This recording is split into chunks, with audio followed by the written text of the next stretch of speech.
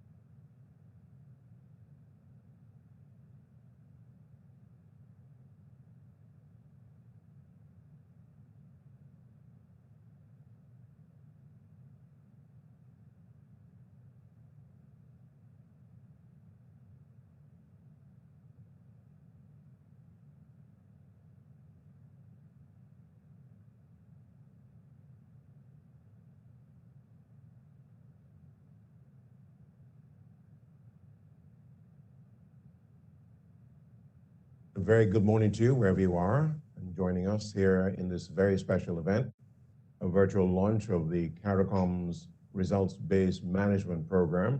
This is the pilot program. And before we get down to the formal activities, let me draw your attention to the poll question, which has been there for some time, and we look forward to your continued contribution to the results of this. The poll question being, what is the most important factor for speeding up the development of results-based management and monitoring and evaluation capacity in our region? And I'm looking at the results so far, and the number one choice at 44% is an enabling environment. Not surprising. After that, more dedicated resources. Resources is always a key factor in implementation. And the other area, of course, being access to knowledge and training, which is promised in this, and in fact has been part of the exercise so far. And most importantly, global support, which we certainly have got. So there we have then a question posed, and already responses coming in from time to time throughout our session today. We'll certainly be looking at the continued input from you. And later on, talking about input, we got a question and answer slug at the bottom right of the screen that you should take advantage of as well. So the voting is proceeding. I see changes already. So that is a good sign that you're all very much involved. So let me say a very special good morning to all of you, wherever you are. And I'm Julian Rogers, and I'll be your moderator today. And I'd like first to officially recognize some of the distinguished people in our audience. All of you are distinguished, of course. And let me first by welcoming Ambassador Erwin LaRocque, the CARICOM Secretary General. And we've also got with us the Deputy Secretary General, who is responsible for much of the work and leading the team here as far as the CARICOM implementation program is concerned. That's Ambassador Dr. Monoma Supnanan. And Supnandan, of course, I'm really getting familiar with that name, but she, of course, comes from Suriname. We also welcome Dr. Alison Evans, Director General of the IEG, which is of the World Bank, Dr. Oscar Garcia, Director of the UNDP, Mrs. Isabelle Messier, Director of Global Affairs Canada, representatives of the Caribbean, CARICOM member states, heads of staff of regional institutions, representatives of the IDPs, and of course the staff of the CARICOM Secretariat, Dr. Gonzalo Hernandez, Director of the Multidimensional Poverty Repair Network, Mrs. Jennifer McClevey of the RBM Champion, well, we call it the RBM Champion from Jamaica, and I'll explain a lot more after that. Members of the CARICOM Results-Based Leadership Group, known as the CRLG, participants, attendees tuning in on social media, whether you're following us on Facebook or YouTube. And let me say, ladies and gentlemen, very, very happy to have you as citizens of the Caribbean community.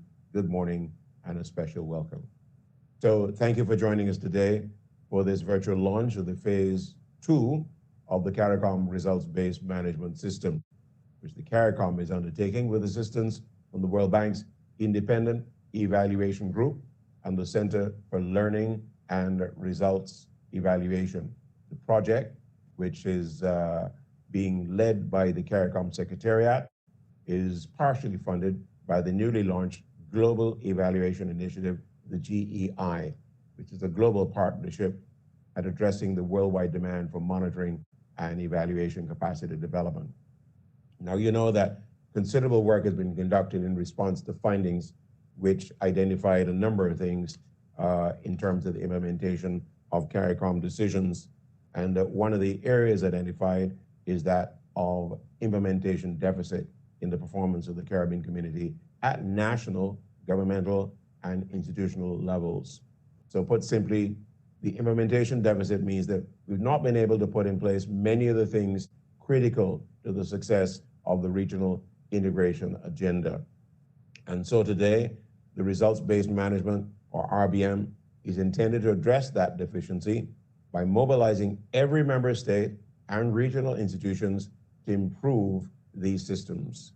And the CARICOM RBM system mobilizes regional and international expertise in a quest for excellence. So we gathered here as committed Caribbean people to ensure that the Caribbean community successfully implements its ambitious development agenda and integration process so that our citizens continue to benefit from and grow to respect the decisions and activities made in their interest. So let's move then to the virtual launch, which gives us a special opportunity to learn about the progress made in and plans for addressing one of the critical development issues. Of course, I talk about implementation. We'll also get to appreciate the partnerships established for learning and implementing the CARICOM results-based management systems, which we are simply referring to again as CARICOM RBM system. So we'll hear from a panel of high-level speakers who provide a general overview of the importance of results-based management and monitoring and evaluation in CARICOM and the role of national, regional, and global coordination. You'll also hear an in-depth discussion of national, regional, and global experiences, and we're going to focus on the Jamaica model, which is something that we may very well implement and embrace across the region. We expect your fullest participation by using the Q&A button at the bottom right of your screen, and we aim to respond to as many of your questions as possible. I see a number of questions coming in already, and I certainly look forward to having our panel respond to them. Well, we started with the poll, and it seems that many of you, of course, believe in identifying the greatest obstacles standing in the way of the RBM and M&E capacity development in the Caribbean community. And we certainly will share those results with you as we continue this morning. So let's now turn to introducing the first of our contributors this morning. Since its inception, the CARICOM RBM system has come a long way with support from our partners, the Caribbean Development Bank and the European Union, who financed the first phase of the project. Today, we celebrate the successful conclusion of the first phase of the CARICOM RBM system, and we continue to work on implementation of the second phase. That's what we're about today. And let me tell you that COVID has had quite an impact on our region, taking unfortunately lives, creating unemployment, and threatening the very survival of our people.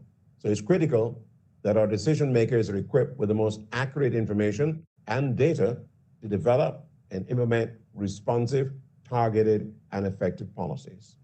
So to give the opening remarks and speak more about the importance of RBM for the region and its related challenges, we have with us today Her Excellency Ambassador Dr. Manoma Supnadan, Deputy Secretary General CARICOM and Chair of CARICOM's Results-Based Management Leadership Group, the CRLG.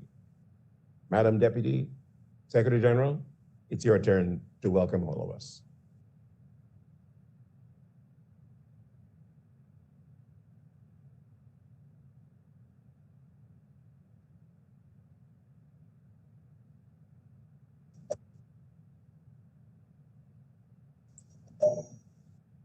Thank you. Thank you, Mr. Rogers, and I hope everybody can hear me. Distinguished Secretary General, Ambassador Erwin Larocque, Honorable Ministers, Excellencies, Ambassadors to CARICOM, DG Dr. Ellison of the World Bank Group, Mr. Garcia, Director, UNDP, the Director of Global Affairs Canada, Ms. Isabella Mercier, and Director CLEARLAC, Mr. Pires, distinguished heads of regional institutions, members of the Executive Committee of the CARICOM Secretariat, members of the Senior Management Committee of the CARICOM Secretariat, members of the CRLG, the Caribbean Regional Leadership Group, other representatives from member states and regional institutions, and I would say our own hardworking staff. And in this case, I want to single out Ms. Stacey Ann Barnes and Mrs. Hippolina Joseph. Ladies and gentlemen, a very good morning. It gives me great pleasure and honor to witness the virtual launch and be part of the second phase of CARICOM RBM project, which we will continue in partnership with the World Bank Group. I must admit it's a very long process. This RBM notion was born in 2014 amidst severe dwindling resources from our IDPs, coupled with our economic fragility and geographic vulnerability, operating in a rigid fiscal space, and internally, the CARICOM Secretariat was also struggling, still is struggling, with severe financial and human resource constraints. while the demands were increasing. The advent of the CARICOM RBM system came about as a result of the identified gaps in the implementation process across the community and the desire to improve implementation.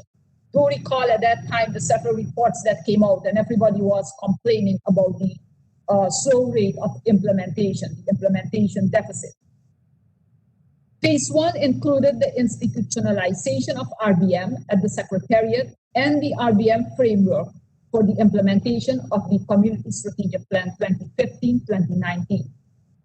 We were also able to visit all the CARICOM member states and had sensitization and awareness sessions with several stakeholders, from high-level politicians to the media, youth. We also had many internal sessions in the CARICOM Secretariat. And when we visited member states, we also had sessions with the regional institutions and IDPs. Phase 1 was funded by the CDB with $600,000, and we thank the CDB for that. We were also able to engage the consulting firm Bastel to develop the CARICOM RBM and support its institutionalization at the CARICOM Secretariat. During phase 1, we gained a lot of information from our member states. Challenges were mentioned, and also the need for training and also sustainability issues. We did not only deal with RBM, but we also communicated about the 2015-2019 strategic plan. The experience gained is being used in the development of the 2020-2030 strategic plan.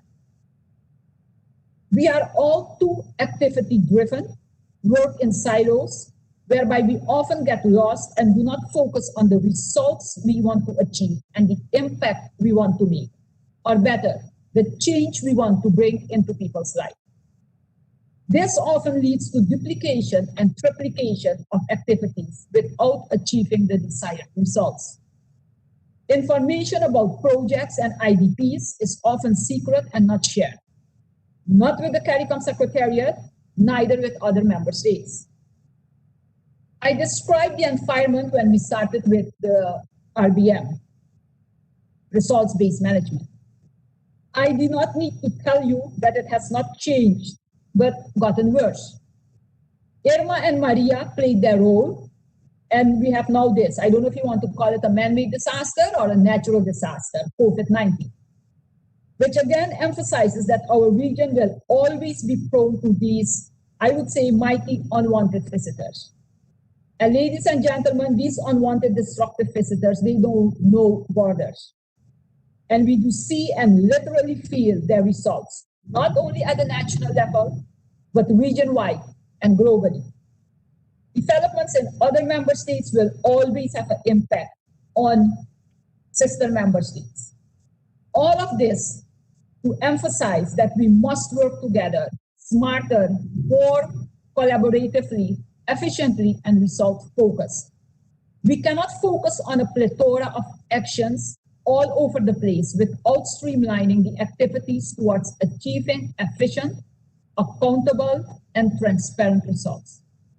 All the processes leading towards the result must be transparent and traceable, and people, whether politicians, IDPs, or the electorate, must be held accountable and responsible for achieving or not achieving results. Good governance requires transparency and accountability. This process also involves constant monitoring, evaluation, tracking progress, timely interventions, and corrective action to avert implementation challenges and to manage timely inherent risks that will threaten the achievements. The necessary mechanisms for monitoring and evaluation are also being developed with stakeholders, member states, and regional institutions, because your buy-in is important. And all of us are an integral part of this process. We cannot succeed without one another. We have received the approval from our heads of government in December 2018 and the Community Council in January 2019 to implement the RBM community-wide. Phase 2 also saw the development of the CARICOM monitoring and evaluation reporting system, what we call CARMS, and also the first results-focused annual progress report of 2018. We are currently developing the results-focused annual report for 2019. I want to sincerely thank the World Bank Group in joining with the CARICOM Secretariat to technically support us to continue with phase 2. We started numerous discussions since October 2019. This part of the second phase is in the amount of 1.6 million US and will entail the implementation of 3 pilot projects in which 3 of our member states and 3 of our regional institutions will participate. Phase 2 will take about 2.5 years, and it will consist of the following 6 activities. Adoption of an RBM policy by all member states, the CARICOM Secretariat, regional institutions, organs, and bodies of the community. Review and upgrade the CARICOM MER monitoring evaluation results web platform. Note that CARMES is being used by member states and the regional institutions to enter data. 3, advanced training and capacity building for staff of all 3 implementing partners for developing an RBM policy at national and regional level. This is a demand brought to the table by all member states during the sessions on the phase 1. 4, the establishment of a CARICOM network of RBM professionals. We would call it CNRP, and strengthening of the existing CARICOM RBM leadership group. It is a must for sustainability. We cannot continuously depend on IDPs. We have to have internal capacity. 5th, development of a postgraduate curriculum for RBM and MNE to be delivered by tertiary institutions and public sector training institutions. And 6th, support implementation of the CARICOM regional strategy for the development of statistics. This is to assist in improving monitoring and measurement of the results produced by member states and regional institutions. The CARICOM Secretariat cannot execute the activities on its own. Neither can it achieve the results on its own. The close partnership with the World Bank Group, member states, and our regional institutions is crucial. We are all in this together, and we have no choice. The environment is forcing us to conduct our business differently and to join our forces. Again, we depend on each other to make it a success. I thank you. Thank you very much, Deputy Secretary General. Glad you could join us this morning, and importantly, give us a good sense of the progress that's been made in implementation. That is really at the center of all the activities undertaken in the past, and certainly expectations of the future. The Deputy Secretary General focused on the value of partnership, and that partnership, is stressed, of course, is important for all of us in our region, and also to respect the partnership and the support that we receive from the international community. And so we turn our attention at this point to presentations by an international panel. These are the people who have supported us and will continue to support us in phase 2 of the project. In fact, we're very, very timely because the World Bank recently launched the Global Evaluation Initiative, the GEI, which is the new initiative aimed at closing the global gap in monitoring and evaluation capacities. And the CARICOM RBM project values the support coming from the GEI.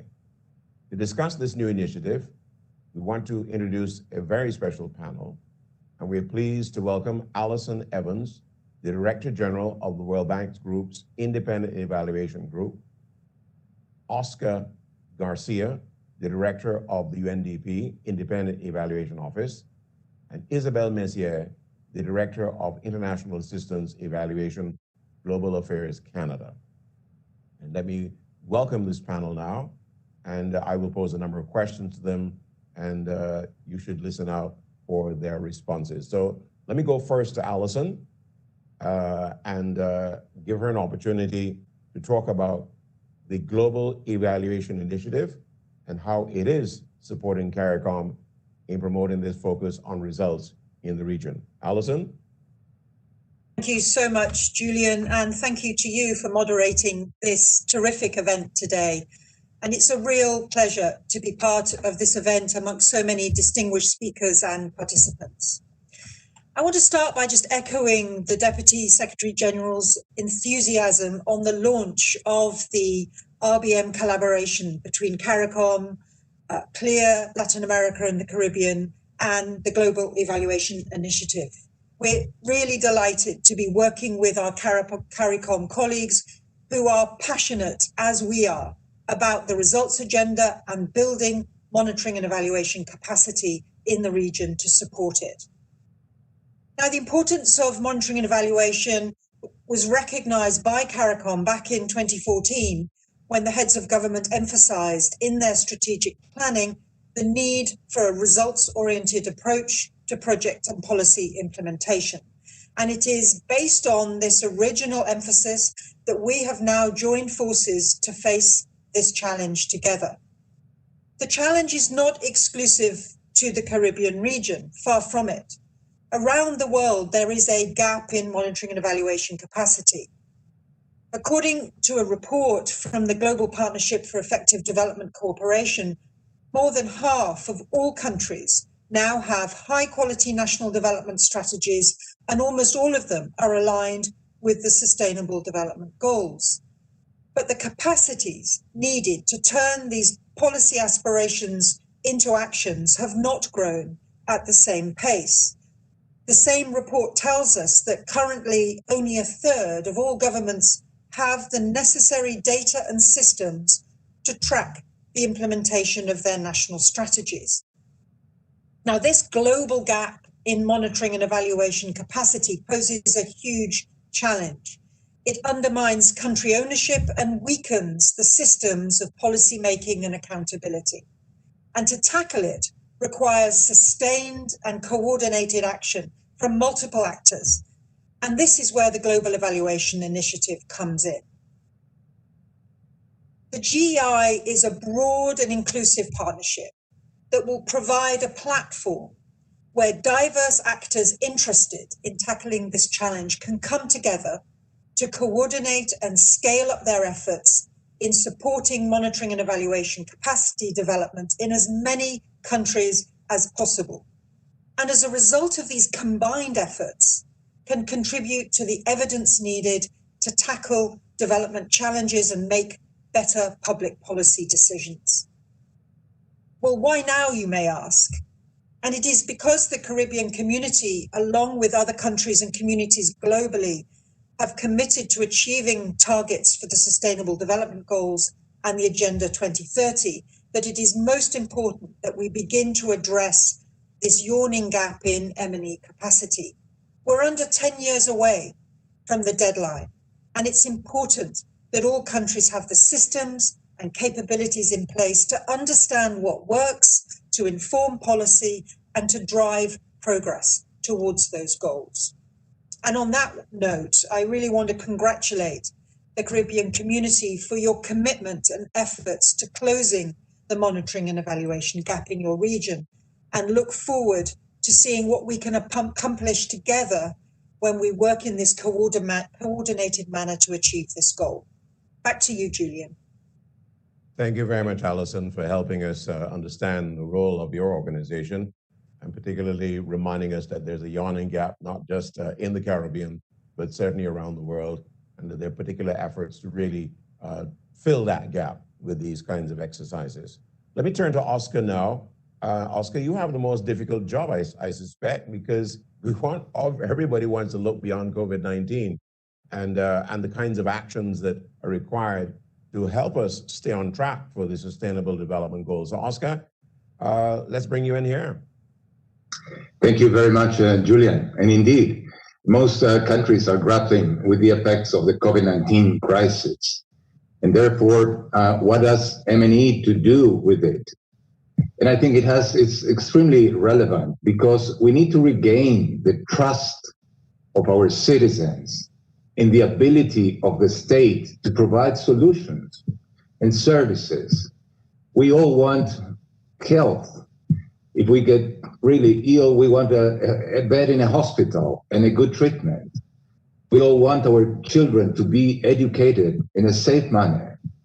And therefore, it is to address these concrete needs of our society that stronger monitoring and evaluation systems are required to do it in a transparent manner, in a way that keeps our public action accountable and allow us to learn from past experience, so as not to make the same mistakes we did in the past in order to move our action forward and bring solutions to our citizens.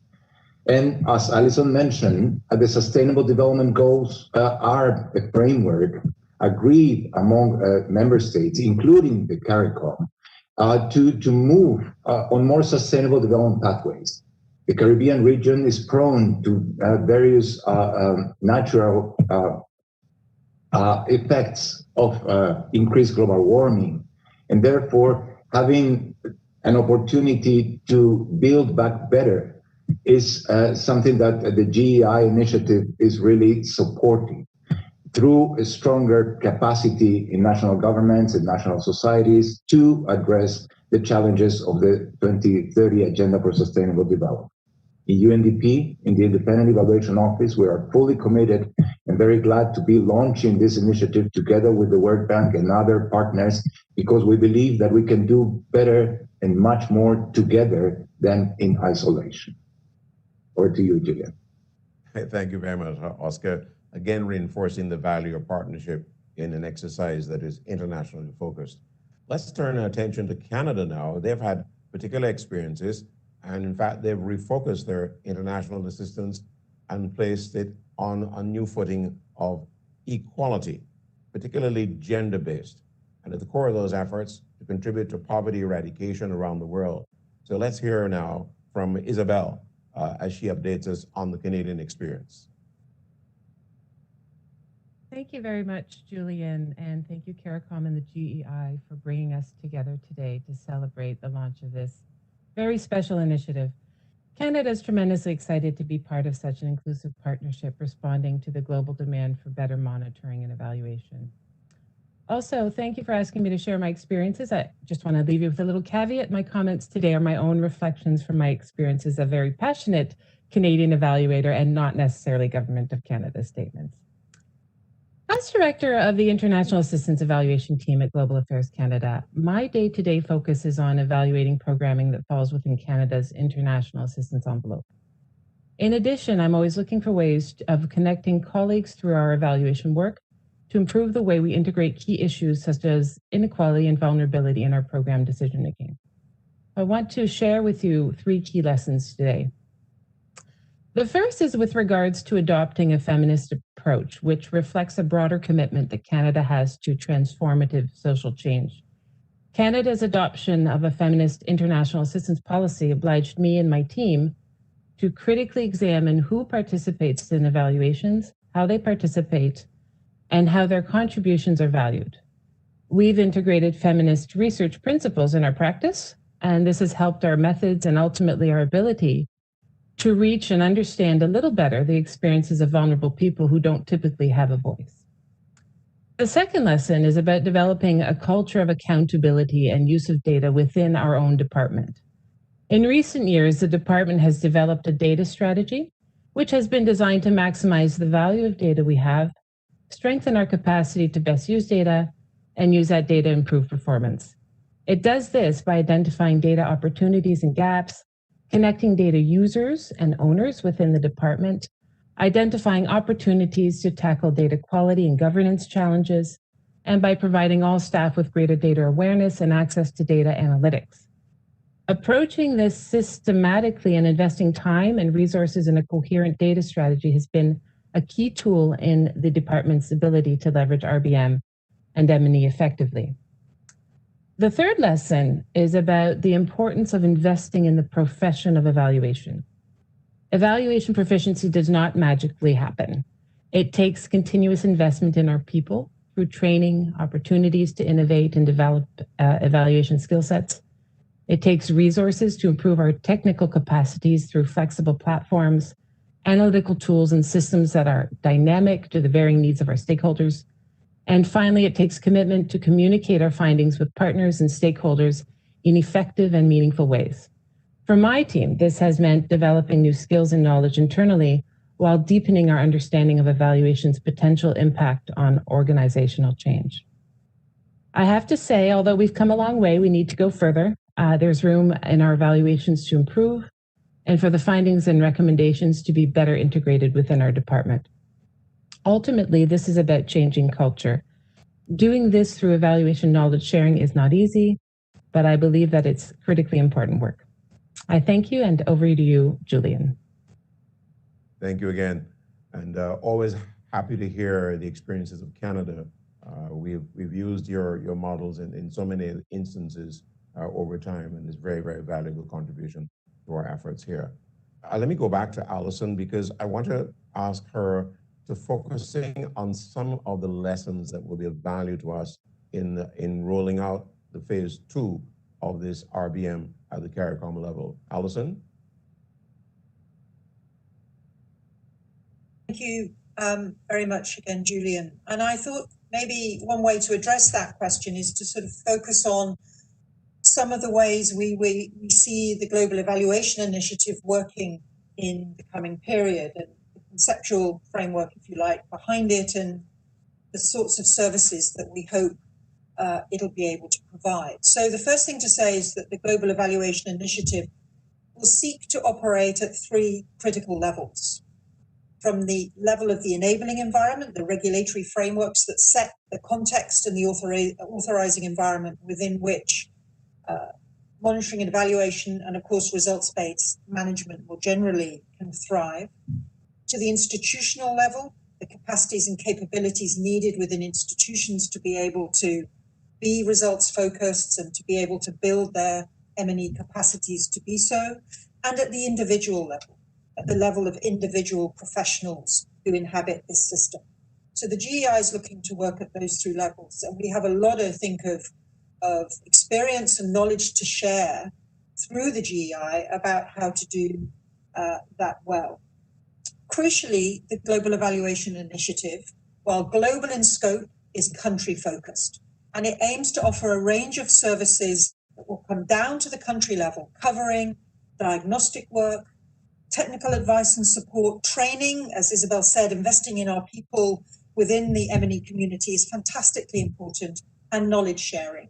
All of these things aimed at developing effective national and institutional monitoring and evaluation frameworks.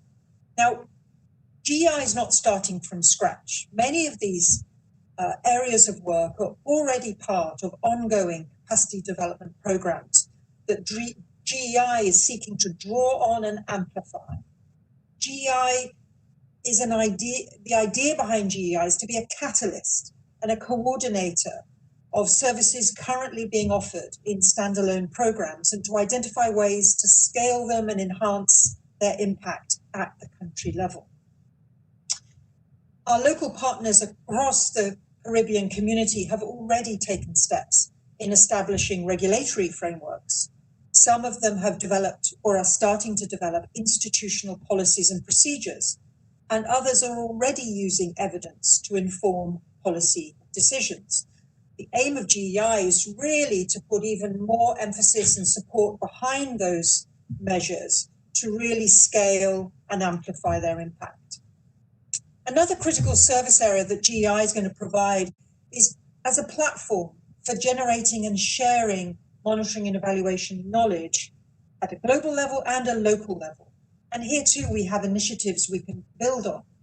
My colleague Oscar's organization, for instance, hosts a biannual National Evaluation Capacities Conference that brings together government officials engaged in evaluation from around the world and provides a really important forum for sharing knowledge and peer-to-peer learning. 2 years ago, IEG in the World Bank, along with the CLEAR initiative, launched the Global Evaluation Week as a tool for knowledge sharing. And so far, local partners have hosted over 500 M&E related events in over 5 continents in multiple languages. On the knowledge front, we're particularly pleased to be collaborating with Better Evaluation on the creation of a publicly accessible online knowledge repository to support mutual learning on what robust, effective M&E capacity looks like in different contexts and settings. And this will be available soon. GEI will also look to enhance the way it and its partners provide services in a rapidly advancing technological field. technology opens up a host of new opportunities for monitoring and evaluation, and being part of that and connecting partners and countries to the latest knowledge about technologies and techniques is a critical part of GEI's mission.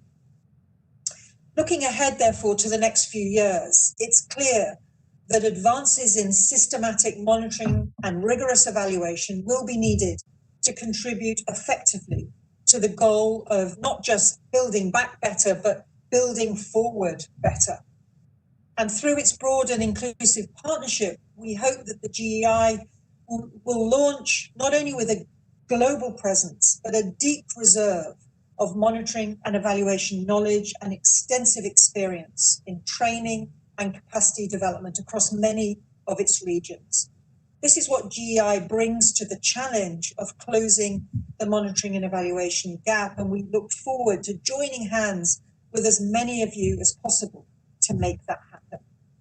Back to you, Julian. Thank you very much, Alison.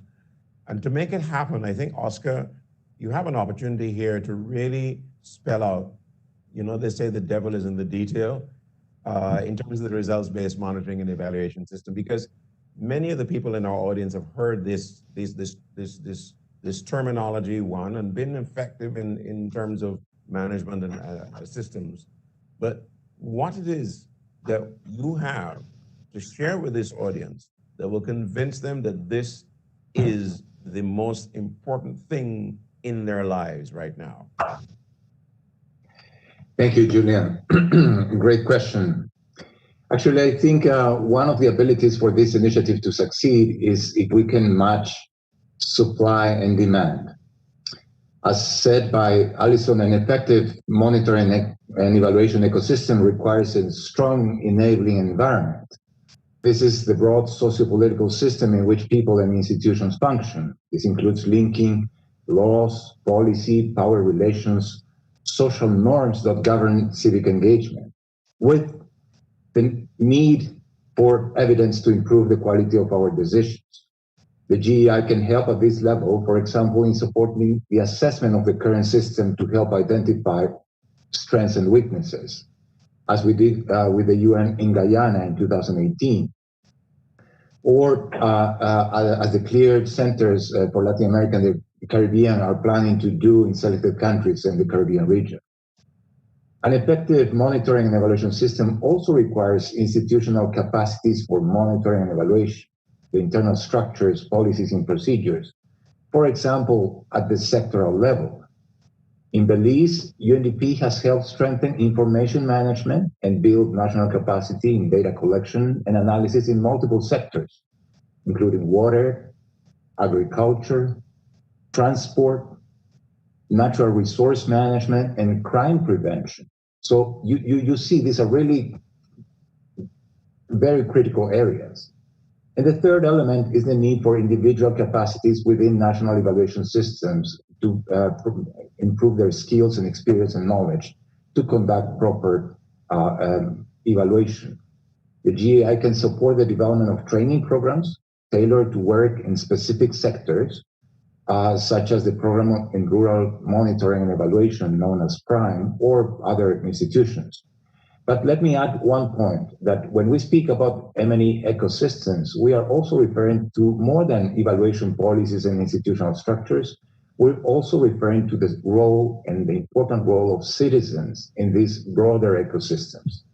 In a society, there will be a demand for evaluation evidence on part of the citizens, and citizens also need to be consulted in generating that evidence. That's why the Global Evaluation Initiative values and include the collaboration and inclusion and advocates for strong stakeholder engagement in all of its activities. And we want to commit to facilitate the citizens' participation in national monitoring and evaluation systems. I hope that responds to your question, Julia. Yeah, I'm glad you made the point about the citizen participation, because that is crucial. If we're to have buy-in across the board, not just from the governments and the regional institutions, et cetera. Let me put one last question to Isabel, though.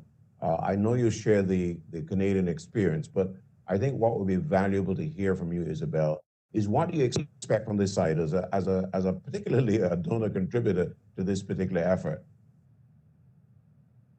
Thank you, Julian. It's such an important question, especially in the Caribbean region that is home to a diversity of countries, including those that are ODA eligible, those that aren't, CARICOM members, sovereign states, and dependent territories. As we know, these countries vary significantly by their income level status, levels of inequality, and their abilities to react to a multitude of external shocks.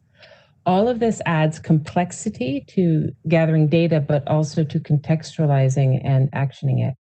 So as someone who works in a donor organization, I see opportunities to strengthen coordination at various levels. First, within each donor organization, RBM and M&E are often decentralized at different levels internally and include activities at corporate, program, and project levels.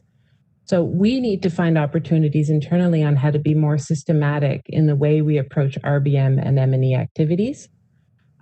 We also need to continue to improve the availability of data that is disaggregated by gender and other elements of intersectionality. It's of critical importance to know who and with what impact we reach with our initiatives. As a donor, we place strong emphasis on ensuring that implementing partners collect such data throughout the life cycle of their projects and that we clearly communicate those results. But donors writ large, I think, can do better on this aspect, particularly in supporting our implementing partners in their data collection and reporting efforts. Second, as a donor, I think we need to look for opportunities to continue to work more closely with M&E partners globally, as well as integrate emerging donors in the region into our coordination mechanisms and discussions. The M&E community can only benefit from increased coherence, coordination, and efforts on that level. Lastly, we need to support opportunities for South-South collaboration so that countries can share important learnings in establishing RBM, M&E systems and processes. So all of this points to issues of cohesion and the need for joint engagements such as the GEI. Thank you again, and over to you, Julian. I hope that answers the question. Okay, thank you very much. So we've got a number of questions coming in from people who are participating in the session today. Let me assure you that we'll answer as many of those questions as possible. I want to thank the international panel for their contributions, Isabel, Allison, and Oscar in particular, and I trust you'll stay with us for further questions or to respond to questions, in fact, from the audience. The next element, which we'll share with you now, is that you will hear from member states and regional institution representatives who are participating in this pilot project. There are 6 videos, and they highlight the value and the benefit of the potential gains associated with the adoption of RBM at the national and institutional level. So really, they attempt to answer a couple of questions. What role can RBM play in achieving national and regional development goals and confronting the threat posed by, need we say it, COVID-19 and much more? So let's roll those videos now and give you a sense of the work in progress.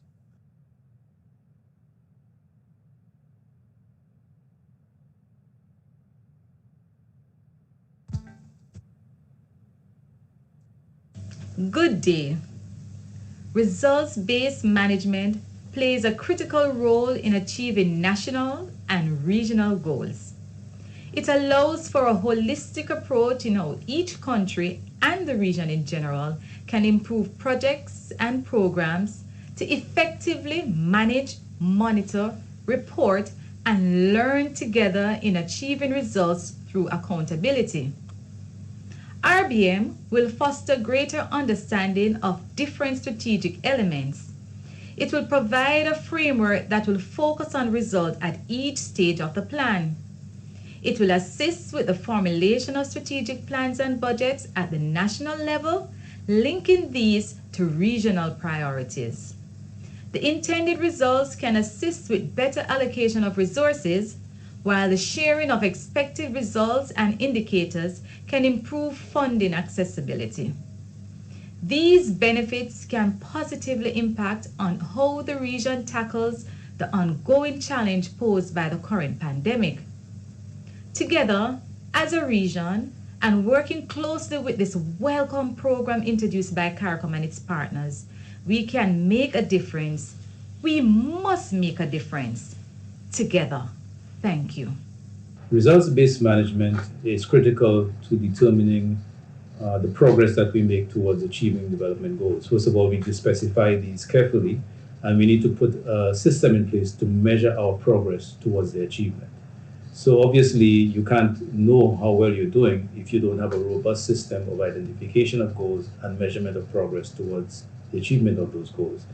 It is even more difficult to do this at the regional level because there's so many factors that you need to take into consideration, principally national priorities, and to avoid establishing too many layers in your decision making so that you miss the point in terms of the ultimate beneficiaries whose lives you're trying to impact. For the pandemic, obviously we are operating in a situation of a new normal, and everyone needs to be on the same page in terms of what that means and how that affects the priorities that we identify for our development. So RBM is critical to both of these, and I would strongly recommend that all regional institutions move quickly towards the adoption of sound RBM principles and practices. We at CARICOM Impacts are excited to be part of this results-based management pilot project. Results-based management is critically important to CARICOM agencies in their journey to achieving the vision of the Caribbean community, where we are integrated, inclusive, and resilient, and driven by knowledge, innovation, and productivity. And for us at CARICOM Impacts, the RBM approach will ensure that we contribute to the achievement of this vision by ensuring our programs lead to every citizen feeling secure. For Impacts, the need for a results-based approach was brought to the fore in the 2019 review of the CARICOM Crime and Security Strategy. The review indicated that while several regional institutions had undertaken valuable work in implementing the strategy, the lack of documentation in a systematic manner to support both the monitoring and evaluation of the implementation of initiatives and their impact hampers the implementation of projects and programs. It also highlighted the need for monitoring and evaluation with the member state stakeholders at the national level.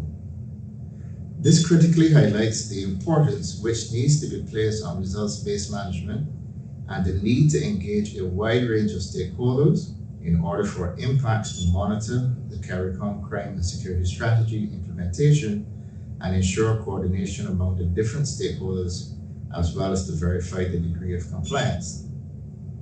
COVID-19 has taught us it is important for us to be able to not only adapt, but to adapt quickly. Our decisions must be based on evidence. Results-based management is the only way to achieve this. The bottom line is this, that results-based management maximizes our achievement. It ensures that we continuously learn from success as well as failure and making adaptations based on the lessons learned and dynamic environment. A results-based management system is a priority for the government of Jamaica, as we recognize that the ability to measure results strengthens governance structures at all levels and promotes efficient planning, monitoring, evaluation, and reporting. Through this kind of effective management approach, we as individual states, as well as a regional community, can measure in a credible and transparent manner the progress being made towards the attainment of our development goals. This important reform will also help to eliminate duplications and allow for the efficient use of critical resources and a proactive response to the present and emerging needs of our citizens. RBM is particularly relevant as the region seeks to restart economic and social development in the wake of the COVID-19 pandemic.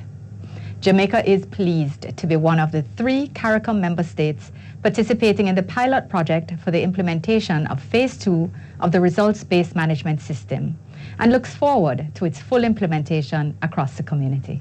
St. Lucia is extremely pleased to participate in the pilot stage of the CARICOM results-based management Phase 2 project at this crucial and challenging time. Like other small island developing states, we implement our national development agenda while confronting significant resource constraints, high debt levels, low employment, and susceptibility to natural disasters, a situation now compounded by the COVID-19 pandemic. At this juncture, comparable to the Great Depression of the 1930s, and the economic downturn of 2008, the implementation of results-based management could not be more timely. It dovetails perfectly with St. Lucia's results-focused approach, implemented in 2019 with the establishment of the Performance Management and Delivery Unit in the Office of the Prime Minister. Building out a full RBM approach now positions us to tackle our national development agenda with even greater emphasis on transparency and accountability. Consequently, we can boost public confidence in our government's program and project implementation, as well as servicing delivery outcomes. We encourage our sister member states to view COVID-19 as a stepping stone to building better, building on a foundation of resilience, and to adopt and implement RBM nationally, so that lessons learned from the past inform and edify us for the future. I thank you. And we thank you as well for really giving us a good sense of how broad and pervasive is the RBM structure across our region. And we look forward to even greater participation by national governments, institutions, and in fact, the whole aim is to get everybody on board, including the private sector. Here now, let me introduce the Secretary General of the Caribbean Community, Ambassador Erwin Rock. And let me tell you, of course, that the CARICOM Secretariat is charged with leading the implementation of decisions of the Conference of Heads of Government of the Caribbean Community. It is the administrative organ and regarded as the engine room of the regional integration movement and its many institutions. And when I talk about that, let me tell you, we're talking about 28, including 19 CARICOM institutions, 9 associate or functional corporation or regional institutions and member states, and 9 associate or functional corporation, regional institutions, and member states, expected to demonstrate the highest levels of efficiency. It is this mandate which the Secretariat has embraced under the RBM project to share the vision of how RBM works for the region and announce the official launch of this phase of the project. We're pleased to introduce our Secretary General, Ambassador Erwin LaRock.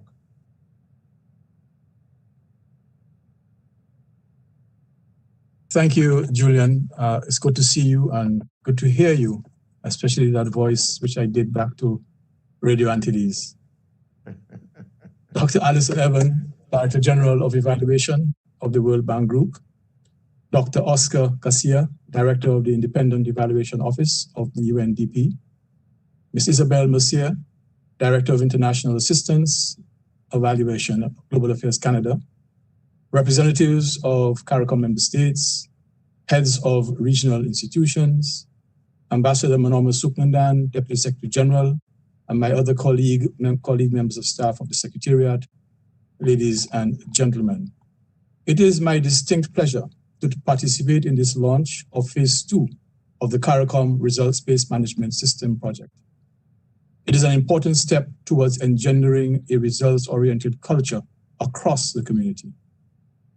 This is a crucial element in the reform process being undertaken to make the CARICOM Secretariat and the wider community more efficient and effective in delivering the benefits of integration to its citizens. Today's occasion has been made possible due to an approach by the CARICOM Secretariat to the World Bank's Independent Evaluation Group.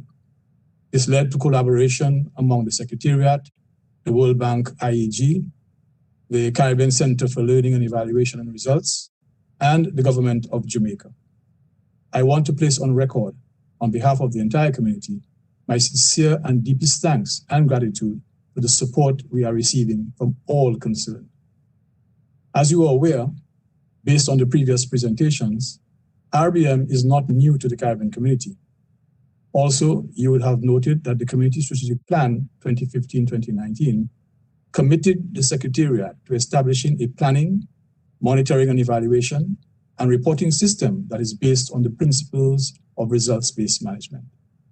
The system would include the other implementing partners of the strategic plan, namely the member states and the regional institutions. With funding from the Caribbean Development Bank, we're able to implement Phase 1 of the CARICOM RBM system.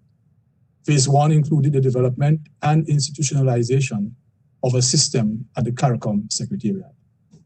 Implementation began in 2016, and from 2018, RBM has been fully integrated into the CARICOM Secretariat's work program and the community operational plan. Some member states and regional institutions had already begun the process of institutionalizing RBM, even before the Secretariat began its journey.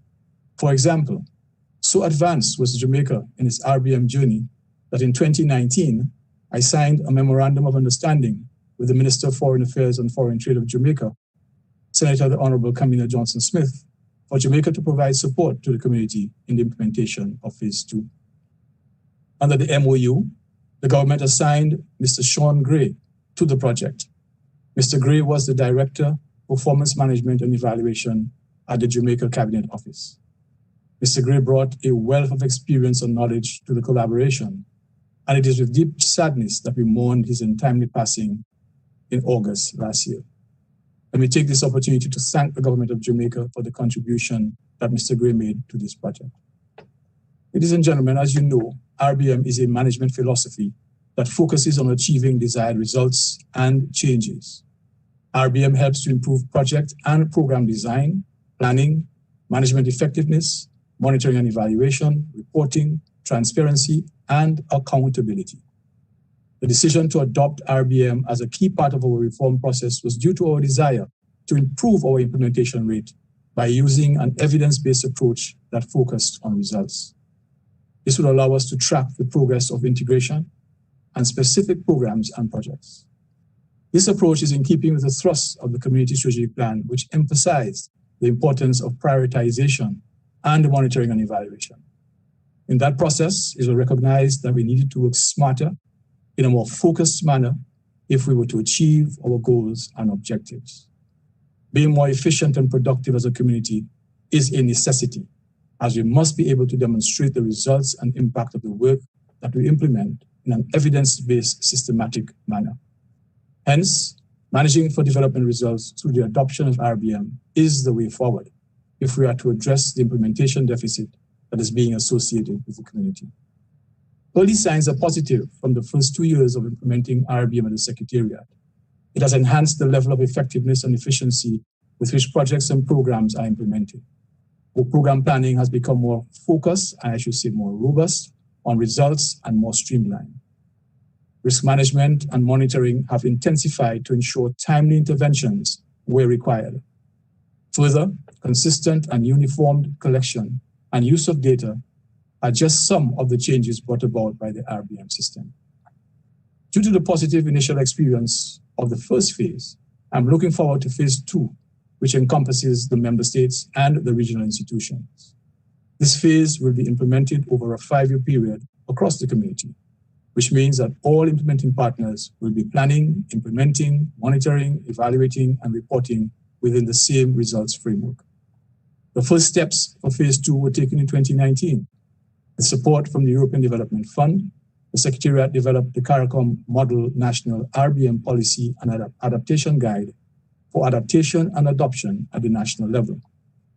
Further, the EDF also supported the Secretariat to develop the CARICOM Monitoring, Evaluation, and Reporting System, a web-based platform for measuring progress made on the implementation of the Community Strategic Plan. Phase 2 is being implemented during an unprecedented time in our existence. The COVID-19 pandemic has changed every aspect of our lives, adding new social and economic challenges to a community of vulnerable small island and low-lying coastal developing states. In plotting our recovery, we must maintain our efforts at building our resilience. We must build back better.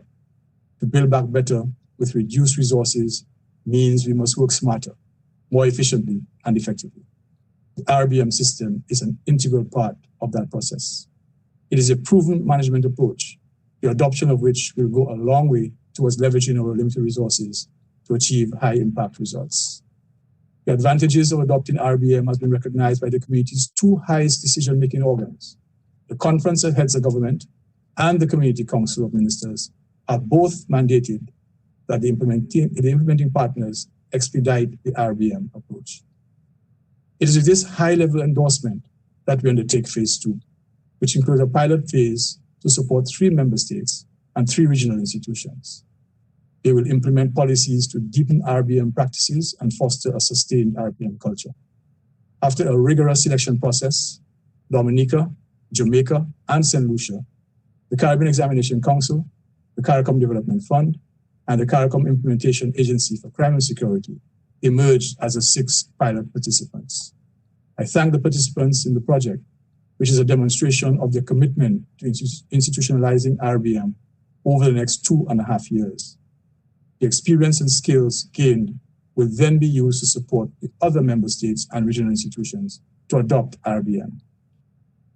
In addition to the work being undertaken with member states and regional institutions, phase 2 will also include a number of corresponding activities with a significant focus on capacity building and knowledge sharing and transfer.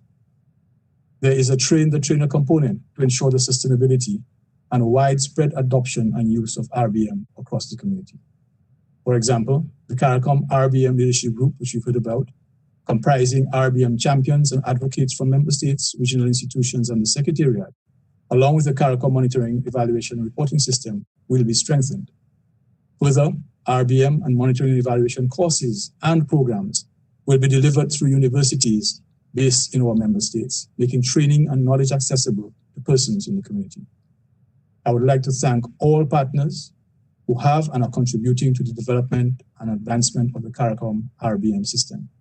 I must also thank and recognize the staff of the CARICOM Secretariat. Ladies and gentlemen, I look forward to the commencement of the pilot. I also look forward to the RBM approach being adopted across the community to support the community's reform process, as well as its recovery efforts to build back better and to ultimately achieve the vision of a results-oriented Caribbean community. The Secretariat stands ready to work with our partners to support the pilot participants in ensuring the successful implementation of the project. I hereby declare phase 2 of the CARICOM Results-Based Management System project officially launched. I thank you. Stay safe and stay well. Thank you very much. Thank you very much, SG. And I want to assure the audience that building back better that the SG was not influenced by his native Dominica in the use of the Build Back Better course, which was so very, very dramatically demonstrated in the aftermath of the hurricane's impact on that country. Build Back Better should be in everybody's vocabulary. Let's give an opportunity here, because I want to assure the audience that we are receiving your questions and we intend to answer as many of them as possible. And one of them I want to address to the Deputy Secretary General, because I think she can best respond to this one. And the question really is about the training capacity that is available to ensure that the RBM really is implemented across the region. And in fact, someone asked whether the Caribbean Evaluators International will be engaged to establish the RBM network. How can we partner instead of starting something new? So, Deputy SG.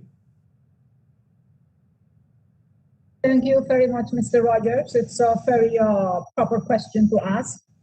We are not going to reinvent the wheel, or we are not going to come up with new institutions. We will work with the people on the ground. So we have a CRLG, that's the CARICOM Regional Leadership Group. They represent member states coming from ministries, like ministries of finance, ministries of planning, and we have our regional institutions. So they are the champions in the respective member states. We are also going to try, and it's in the program, you have heard it, to liaise with our tertiary institutions. So we are not putting up new institutions. We will be working with existing institutions, and that's how we will roll out curriculum, etc. And as mentioned, we will try also, like with UWI, to work together with UWI to have programs, right? So we can have professionals, and that's how we are also going to create our regional evaluators and monitoring within the Caribbean region. And that will guarantee us our sustainability. You heard of South-South cooperation. And I mentioned it also, we cannot continuously rely on IDPs. to come and assist us. We must grow our own intellectuals internally, okay? And that's what we will be doing. And we, as much as possible, no new institutions or etc. We will work with what exists, and that's very important. And we will then also cooperate very closely with universities. It might be that UWI already has a program. We will strengthen it. We will see what assistance we can get. Other universities, not all universities are a member or have a cooperation with UWI, so no one will be left behind. But that's what we will try to do. Deputy SG, let me then pose one more question, and this time is for Alison Evans of GEI. I think your presentation woke up a number of people, and they want to know how they can join this particular initiative. So you want to share that now, and I'm sure that we'll find a way in which to let everybody know how they can be participating in the GEI. Alison? Absolutely, Julian. Thank you for that question. And of course, we're delighted to see so many of those of you who are participating today triggering an interest in the Global Evaluation Initiative. Fundamentally, the initiative is there for you. It is an initiative that will build on the efforts of multiple actors, multiple partners, but ultimately its goal is to support all you in your efforts within your local context. So the details of the website for the Global Evaluation Initiative have been put in the chat several times, and we'll make sure that that is there clear for you to be able to take a look. That's a good place to go to get a first impression of what the GEI is about and how we are intending to work. And then within that, there are further links you can follow to the various areas in which GEI is looking to prioritize its efforts around support for training, knowledge sharing, and also the diagnostic and technical advisory work that we intend to coordinate through GEI. So go to the website, it's in the chat, and we might get it in the chat again, just to make sure you all have it there. Please do come and visit, and also then use the contact@GEI email if you have a specific request that you would like to pass to us. We look forward to being in touch with you. Thanks. Thank you very much, Alison. And I know that what we're hearing today is how important the global partnership is in the exercise of the RBM. And we want to thank all the partners, World Bank, our Canadian friends, of course, and the UNDP. And I'm sure that you'd also want to thank the Caribbean Development Bank and everybody who's contributed in one way or another to this exercise. What we're going to do right now is give you a chance to see the GEI at work. We've got a video so that just pay attention to that. I know many of you will take the opportunity to grab a coffee or a water or do something else, but please no alcohol. We want you to stay throughout this entire session and participate, because you got the question and answer coming up, and we'll also be looking at the poll results as well. So let's go to that video on the GEI.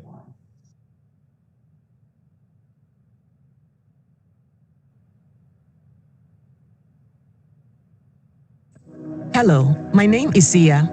Welcome to a quick overview of the Global Evaluation Initiative. All countries need the ability to design programs and policies based on evidence, monitor those policies, and evaluate their results to ensure they achieve their sector and national development objectives. Monitoring and evaluating systems are important because they support countries in dealing with global crises such as pandemics, and by helping them learn from their past experience and use those lessons for current and future crises. Ultimately, they help countries achieve the Sustainable Development Goals. Yet, only 35% of countries in the world with national development strategies have the capacity to track their implementation. Crises, such as pandemics, make this problem even more acute. Groups and individuals are working to support countries to strengthen their M&E systems. But these challenges could be better addressed by connecting M&E actors globally. This is why a broad and inclusive range of national, regional, and international stakeholders have come together to form the Global Evaluation Initiative to take coordinated action to close the gaps in M&E systems and capacity. GEI aims to respond to the demand for stronger M&E systems in regions of the world that are fragile, emerging, or remain underserved. It will help governments and organizations pool their resources and coordinate actions towards scaling up existing M&E initiatives. GEI will help leverage these efforts and enhance their results. GEI will work in 4 specific areas. 1. Developing a culture of evidence-informed decision-making in countries through diagnostic, advisory, and technical assistance work. 2. Training a cadre of evaluators and other evaluation stakeholders. 3. Generating M&E knowledge building on local expertise. And 4. Sharing M&E knowledge locally and globally. Evidence is the key to confront crisis and reach the 2030 agenda. Join us for this global partnership to help close the M&E gap and reach the SDGs together.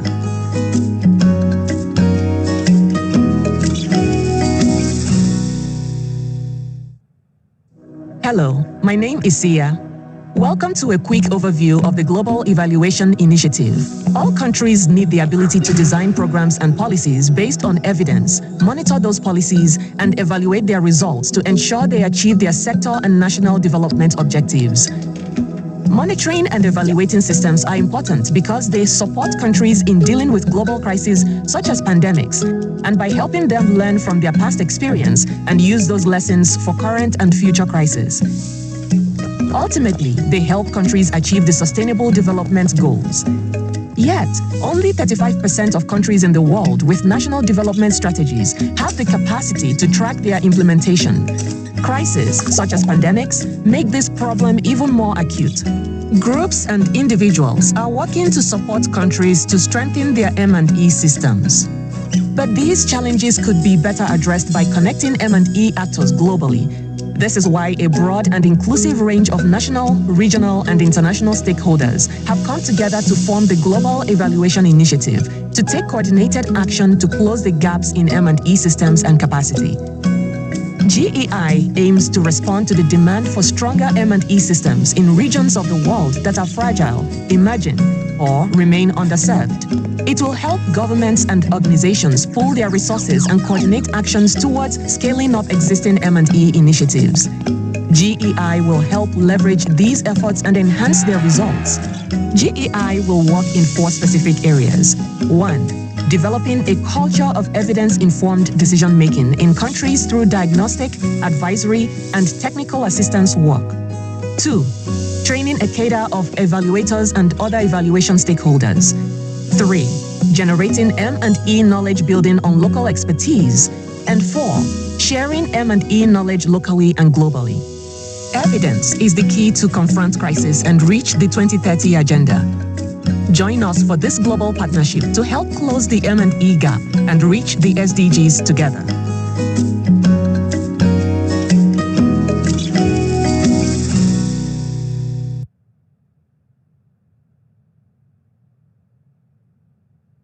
So there we are then. You can't complain. You've got quite an exposure then to the working of the GEI, one of our very, very special partners in this RBM exercise of phase 2, in fact, of the exercise under the CARICOM agenda. So you've had your break. We didn't want to have a long break because we want to make sure that you stay with us. And if you're just joining us, let me just remind you that we are and have launched the pilot phase 2 of the CARICOM RBM, the Results-Based Management Project. And we've heard from a number of distinguished people already, and you'll certainly hear from more. But most importantly, let me remind you that the question and answer period is really an opportunity for many of you who are in the audience across this region and even beyond the region to pose critical questions and have them answered by our panel. And so let me now turn to introducing someone who has, I have to admit, coached me for this assignment today. She in the office of the CARICOM Secretariat. I could boast that I'm a Caribbean man and that I know a lot about the Caribbean community's activities, but I tell you, there's a lot more to learn, and I hope that many of us across this region will take the time to learn more about the functioning of the institutions, not only in your home territories, but across the region. And we said earlier today that there are 28 of these institutions in operation for our benefit. So the Conference of Heads of Government of the Caribbean Community, at a special meeting held in December 2018, mandated the adoption of RBM by all regional institutions, organs, and bodies. And then a year later, in January 2019, the Community Council mandated that member states adopt RBM. Well, prior to these mandates, the Secretariat had been working on the CARICOM RBM system phase 1 to address what determined as implementation deficit. And driving that change fell to the Strategic Management Unit at the Secretariat. Here to share the experiences to date is Deputy Program Manager of CARICOM's Strategic Management Unit, Hippolina Joseph Charles, on the Caribbean and CARICOM RBN system. Good morning.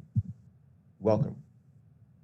Thank you very much, Julian. Good morning. Well, good afternoon, distinguished guests. All protocols observed. My presentation is going to be quite brief, as a lot of the overview would have been covered in previous presentations.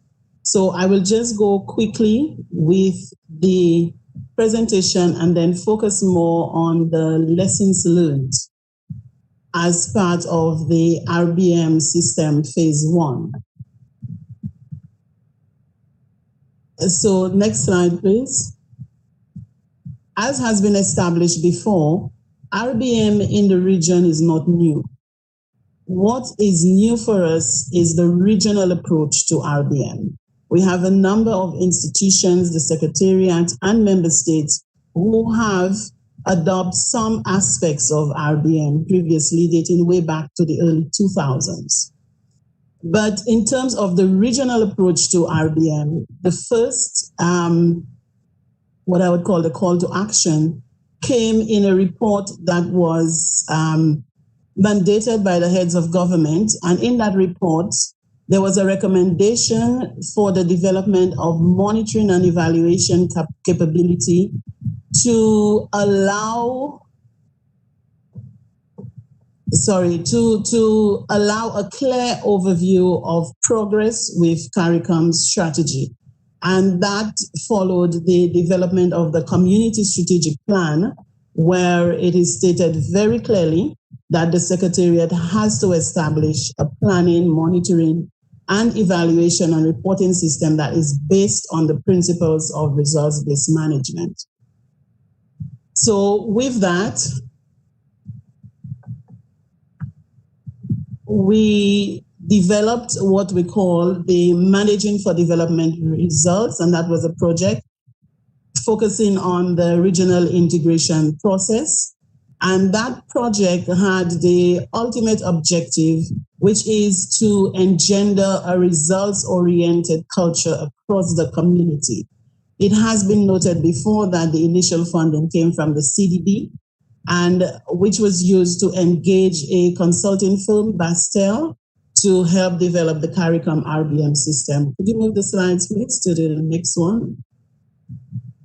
Then the one after that. In terms of phase 1, just to go quickly, a lot of this would have been mentioned before. We established the CRLG in order to develop the tools for the CARICOM RBM system, and that includes the performance measurement framework and the logic model.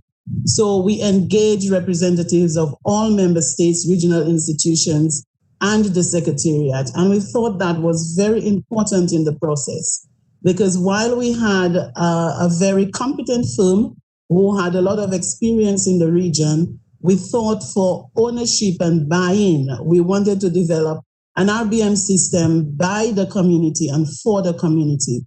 So we had a couple of workshops where we brought together all the members of the CRLG in Guyana, where we sat together and ensured that everything that was developed in terms of the tools reflected the community.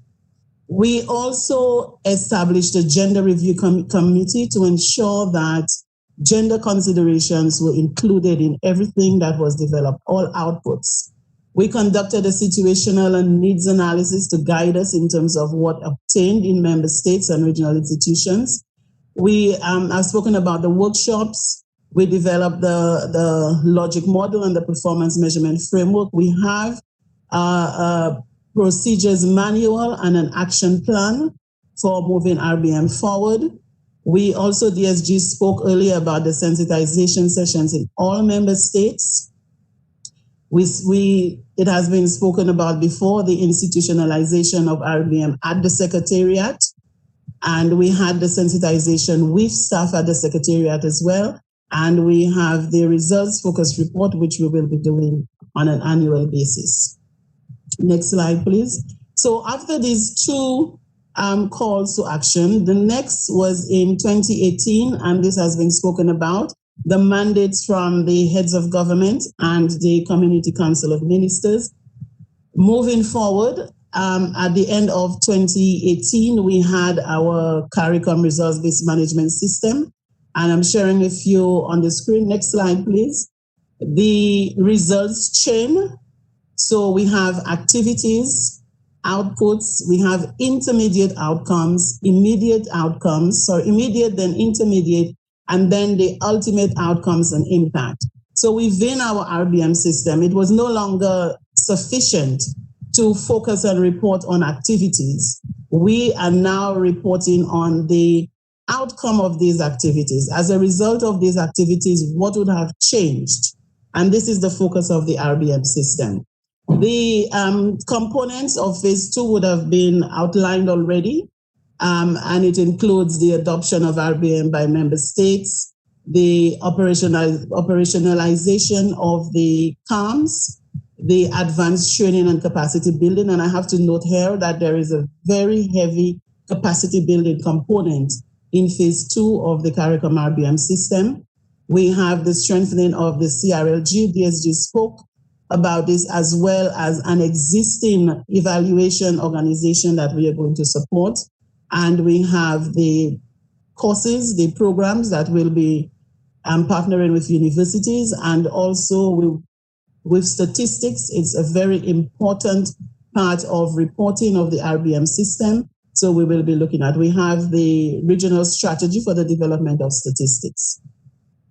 Moving forward in terms of phase 2 to date, we have developed the model CARICOM national RBM policy, which will be used to customize at national level. We conducted readiness assessments and situational needs analysis with the institutions, and we found that about 70% of the institutions have developed or in the process of developing RBM policies, so that is going to be very helpful. We developed the CAMs, and at that point, we approached the IEG. We got the support, and the collaboration is a result of what we are doing here today, the launch event. And the pilot will be for 2 years, 2.5 years actually. Now, in terms of lessons learned in the process of phase 1, we have learned a number of lessons. Some of them are not new, some are just being highlighted. And these include RBM is a paradigm shift in the way we work, and it requires a change in the mindset of all stakeholders. That's a starting point for us. The adoption of RBM engenders working smarter and more consultatively. Early and ongoing capacity building is essential for the success and implementation of the RBM system. The implementation of RBM in our region is not going to be a one-time activity. It is going to be a process, a journey, and that journey is going to require collaboration, the input of all stakeholders, the buy-in, the ownership, and the commitment. A robust approach to M&A is vital for decision-making and developing evidence-informed policies. And that takes us back to the CARICOM M&A and reporting system, which we have started operationalizing, but we need to be using more frequently. We have found that there is a need in the community for more harmonized indicators and data collection to facilitate regional reporting. So for some of the indicators, while they might be reporting generally on the same variables, we find that there are slight differences. So harmonization, we find, is an issue. Also, gender disaggregation of data for more targeted policy response. we have found that this is something that we need to improve on. Moving on to the next slide. Next few slides, actually. There is room for improvement in the implementation rate of all implementing partners. There is room for all of us to work smarter and more efficiently.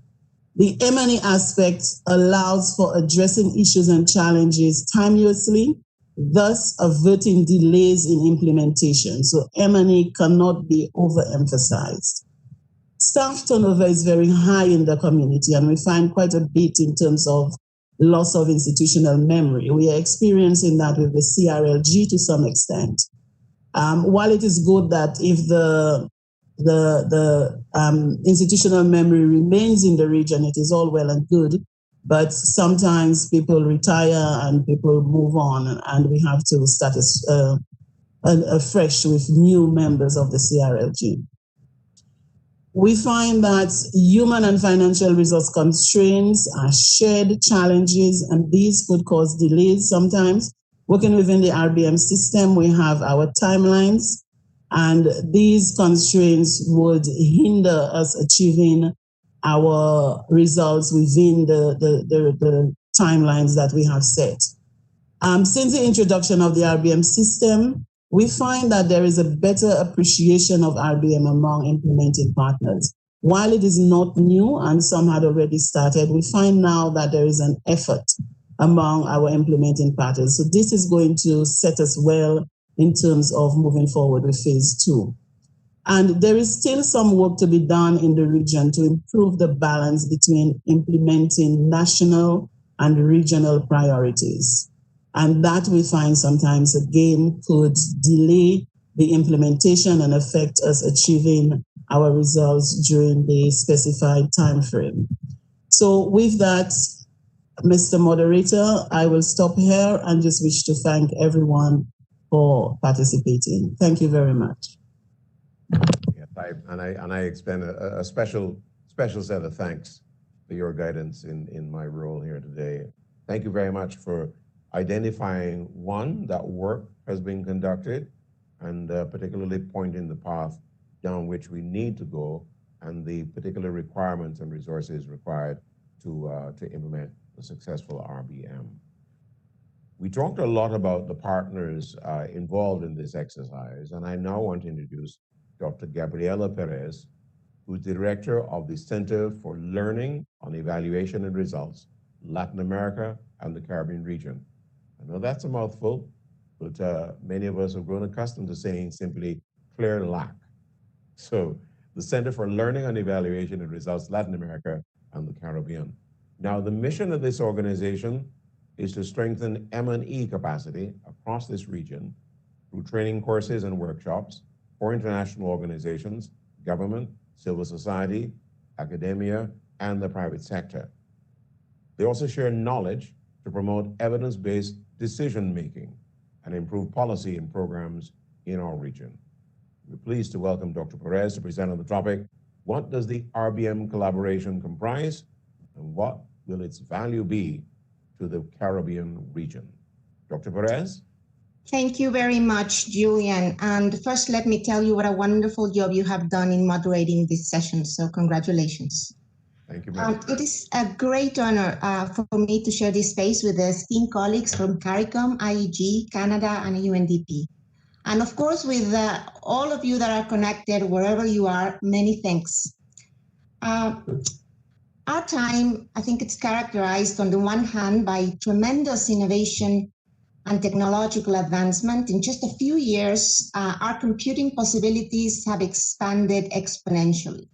Our communications and information technologies have made possible this gathering from people from different continents across the world, and thousands of other meetings take place every day. Innovation and imagination are abundant in the digital world. We can gather data faster than ever before today. Artificial intelligence is expanding and can be leveraged in new ways for policy evaluation. Yet, we live in a world that has been hardly hit by a global pandemic. The death toll today is staggering. We are confined to our homes, and our social interaction is constraint keeping us away from the people we care and love. We face the hardest economic crisis in the last century. Millions have lost their jobs and millions will be thrown below the poverty line with this crisis. Our children have suffered tremendous emotional strain, and millions of children have been left without proper means of learning and the possibilities of acquiring capacities for the future. In many countries, we face social and political divisions and discrimination, as well as rising inequality. And climate change, something that is very present in the Caribbean, threatens to cause further hardship and insecurity to the most vulnerable. So in this context, we need, perhaps more than ever, effective public policies and effective governance. And this is precisely what this project and what this launch is about today. CARICOM has taken steps, as we have all heard today, in its recent past to build and strengthen results-based management systems at the institutional and country levels. So for CLEAR, I'm not going to say the full mouth name now, as Julian has already done so. So from CLEAR, which I represent today, we could not be prouder and more encouraged to work with CARICOM and IEG to continue the path towards more sustainable results and to close the implementation deficit in results-based and more effective policies and tangible and sustainable results to increase well-being for millions of people. So among other things, this project will entail specific diagnostics at country and institutional levels because there's no one-size-fits-all and context matters. We will work together to assure participation from key stakeholders and design plans to incorporate results-based management principles in a sustained way. CLEAR-LAC brings to this collaboration near a decade of experience working with governments in Latin America to enhance capacities for monitoring and evaluation and promote an enabling environment. And we plan to share our knowledge in the design and delivery of effective training programs to continue expanding in those countries in which is needed more. The collaboration that we have started with CARICOM with the Global Evaluation Initiative brings great hope for us because it represents a possibility of pooling resources, experience, and expertise for achieving our common goal on reaching the Sustainable Development Goals. So with that, I'll give it back to you, Julian. Thank you very much. Thank you very much. When you talked about pride, we all had a good sense there of the real working relationship that CLEAR-LAC has brought to this exercise, and we look forward to continuing that process. Thank you very much, Gabrielle. And we already have a couple of questions for you to answer from our audience. Speak of pride, and I'm proud as a Bajan to say that Jamaica is a model of the RBM Championship. And yes, you get the point. I'm in Kingston, Jamaica, and I'm reminded every now and again that, yeah, you're a Bajan, but why are you promoting Jamaica so much? Well, I have good reason to do so, particularly today, because RBM is, Jamaica is recognized as an RBM champion. And to represent them is Mrs. Jennifer McLevy, Acting Chief Technical Officer and Director of the Office of the Cabinet of Jamaica. She will give a sense of the Jamaica RBM journey. Welcome. Thank you, Mr. Rogers. Good morning. All protocols observed. My presentation is on the topic, how a focus on RBM has added value to Jamaica's decision-making and policy program results. The presentation will consist of a brief background on RBM adoption, RBM implementation, achievements, RBM in action, and the conclusion. So, in the context of limited fiscal space, competing priorities, and calls for greater accountability and transparency in the management of public expenditure, the government of Jamaica has adopted the RBM approach as a useful tool for more effective policy, program, and project implementation and the achievement of measurable results. Several initiatives have been implemented since 2006 to strengthen results-based management in the public sector through the Integrated Managing for Results program. While the program has 4 components, our primary focus has been on strengthening the linkages between planning and budgeting and improving institutional performance management and evaluation. These 2 components are currently being addressed through the implementation and integration of the Performance Monitoring and Evaluation System, PMES, across ministries, departments, and agencies. The PMES is an RBM tool that is being used to improve the way in which government achieve results by examining the outcomes and impacts of policies, programs, and projects. It provides a means whereby reliable performance feedback can be ascertained to inform decision-making and is the main tool that is being used to operationalize and institutionalize the RBM approach in MDAs. Some strategies that are being used in the implementation of RBM include undertaking readiness assessments of MDAs for RBM implementation and assessing their RBM culture to determine the level of effort required and the strategies to be applied in our interventions. Ensuring that the strategic plans of ministries are in alignment with Vision 2030, Jamaica National Development Plan, the medium-term socio-economic policy framework, and the Sustainable Development Goals to give focus to the national goals, strategies, and outcomes. Building capacities within MDAs to apply and utilize RBM tools and techniques, coaching them in the development of M&E and results frameworks for their programs and projects. Developing RBM guides, technical notes, and templates for our corporate planners and M&E officers, and establishing for these officers the first community of practice for policy, planning, monitoring, and evaluation in the public sector for sharing best practices in RBM and learning on a virtual platform. Automating the planning, monitoring, and reporting processes of ministries to allow for easier access to performance data to assist in the decision-making process.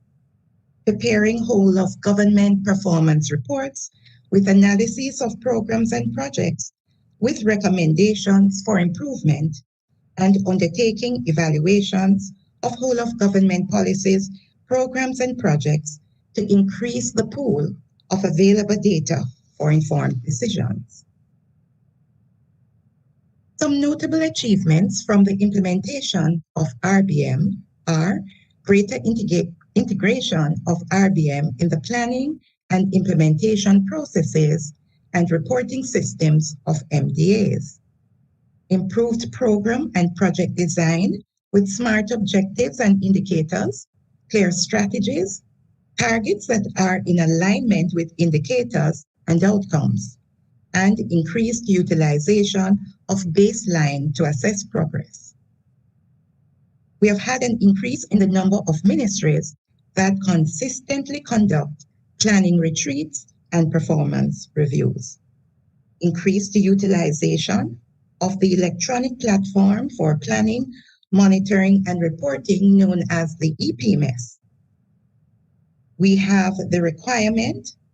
have the requirement for all policy documents that are prepared for submission to Cabinet to include a robust M&E framework that measures the various levels of success.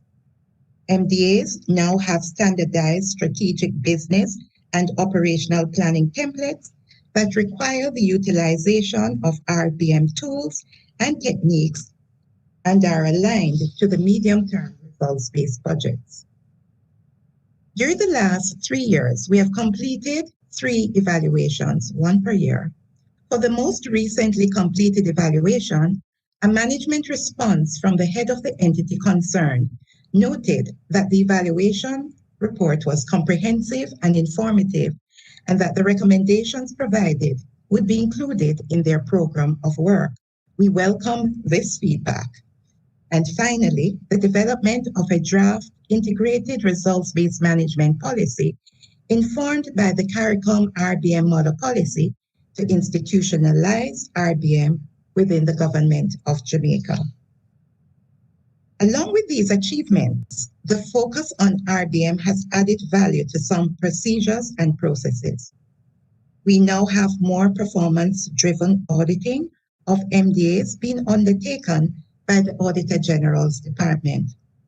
All project proposals submitted to the Public Investment Management Secretariat for appraisal and funding support must demonstrate a clear alignment to the priorities of government and our National Development Plan, and must include a robust M&E framework to support project implementation and the achievement of results. In some instances, projects have been deferred for not having these important components. Findings from evaluations and assessment of these projects, as well as lessons learned, are being used during the appraisal process for additional funding. In the preparation of annual budgets, there is a requirement under the MTRBB, the medium-term results-based budgeting approach, for the alignment of results to spending, where previously there was a focus on activity-based expenditure. Information concerning the achievements or non-achievements of plan results is being used to inform decisions for budgetary allocation, and in some instances, resources have been shifted from non-performing programs and projects. And we are observing a growing trend for meetings between the Ministry of Finance and the public sector and ministries to review achievements against allocated resources. In concluding, the implementation of RBM is still a work in progress with incremental achievements. While we still have many hurdles to overcome, our focus on RBM has led to increased accountability, MDAs being better equipped to plan, monitor, evaluate, and report on outputs and outcomes, resulting in better designed policies, programs, and projects for the achievement of planned results, and in many instances, the production of quality data that can support decision-making processes at the whole of government and organizational levels. This concludes my presentation. Thank you. And we thank you very much, because what you detail there is how deep into the system you've been able to integrate the RBM. And that's really a very powerful lesson for everybody to embrace. Thank you very much, Mrs. Jennifer McLeary. And we call you the RBM champion, but I'm sure we're talking about the whole country, and particularly your ministry and associated agencies as well. Thank you, thank you, thank you. Let's turn now to another one of our special contributors. And let me remind you, before I do that, that the Q&A is coming up, 1. 2, tracking, of course, the results of the poll that we posted earlier today as well. The high-level RBM expert in our presence today is Dr. Gonzalo Hernandez, the director of the Multidimensional Poverty Peer Network, MPPN. He's a former head of Coneval, and he'll share his global RBM experience and particularly give us a sense of how we compare those experiences with what we're attempting and conducting in our region. Dr. Hernandez? Thank you very much for the invitation. Congratulations for this event where we want to place CARICOM at the center of RBM and the launch of the Global Evolution Initiative in this region. Let me start by just sharing with you a little story about what happened at home 2 years ago, linked to results-based management. Just a short story. So we have a room, a small room in the roof, and we store papers and clothes. And after a heavy rain, it got flooded. Plenty of water everywhere. We had to take the water out. And I called the person, said, well, can you help me with the flooding? So I want to stop the flooding in the following day. So this person came and he said, well, there's a door here, and I think that the water is just coming underneath the door. So I'm going to put a plastic there to stop the problem. So I paid $10 and he left. And the following day, it rained a lot, and the room got flooded again. So I called him and I said, well, we have a problem because that didn't work. So he came and said, well, I'm going to put a bigger plastic underneath the door, and I think that will help a lot. Oh, thank you. I paid another $10. And guess what? After some days, heavy rain, it got flooded again. So I called him and said, well, let's do the following. I'm going to pay to you $50 if we can prove that whatever you do will stop the flooding of the room. So you can do whatever you tell me, because I'm going to pay you only if we can prove that after heavy rains in the near future and the following days, then that'll stop. And it was amazing that after half an hour, he came back and said, I think the problem is solved. So what happened? Well, I went outside the room and I saw that the entrance of the sewer system was blocked by leaves, by old leaves, by garbage, and I took them away. And I believe that was the reason why your room was flooded. And that room stopped the flooding forever. So we try to clean, of course, the sewer system and entrance. But I think that was like a small example that the management, if changes towards results, and we go beyond the means and beyond the outputs, and we focus on outcomes in a heavy way, we can address results for the people. I mean, it's not very easy. I mean, solving problems, personal problems or problems in government is not that easy. I mean, it's not that you go there and you say, well, this is the solution, and then that's it. I mean, sometimes it's trial and error. But in today's democracies and today's world, people are asking for results, not only for governments to do things. So still sometimes in Mexico, we have this idea that a very good indicator for social policies, the percentage of the budget spent during the year. I mean, that's important, but that is not very important. It doesn't show that clear that you are solving the problem, that you are working for results. So I mean, this event, it's very important because we all are being reminded that we have to put the effort and the center in results, in outcomes, more than just coming and do the usual things as we did before. So how can we do that? Well, there are many ways to put results in the center. One is to have very good people in governments, people who listen, people who are aware of the main problems, hardworking people. And of course, the second one, and another possibility, is to improve the planning processes. And if we improve the planning processes, then it means that we're going to improve the evidence process and the monitoring and evaluation systems. So if we go to the first slide, if you help me, I mean, just a quick reminder that when we have good planning, we should have we go to government, we enter government, and ideally we say, well, which are the main problems we have? We have data to measure that. We produce evidence to say, well, poverty is this size, is more problematic in the south of the country, crime rates have been rising or not. We do have now the SDGs as one of the goals for the whole world in the following years. We set targets. So we analyze the the problem, we produce evidence. We analyze why we have that. We may explore and research what things work, what things doesn't work.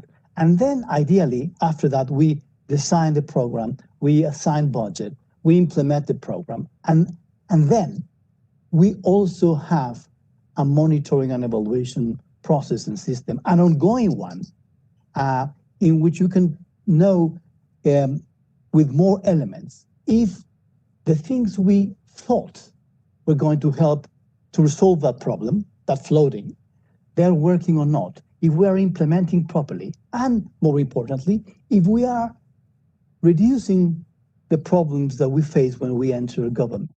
So in general, a better planning implies necessarily thinking about results, thinking about ways of producing evidence for results.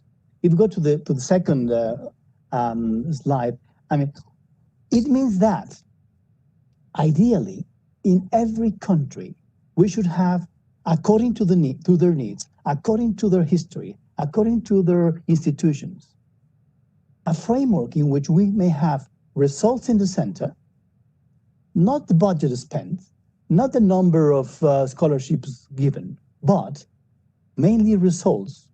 And then we can have, on one side, like the planning process, we produce like national development plans. We have statistical institutions helping us with the data.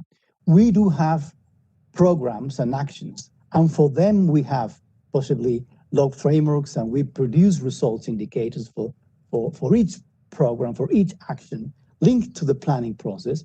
We do have an evaluation system with various tools. Of course, impact evaluations are important, but not only impact evaluations are important. We have design evaluations, process evaluations.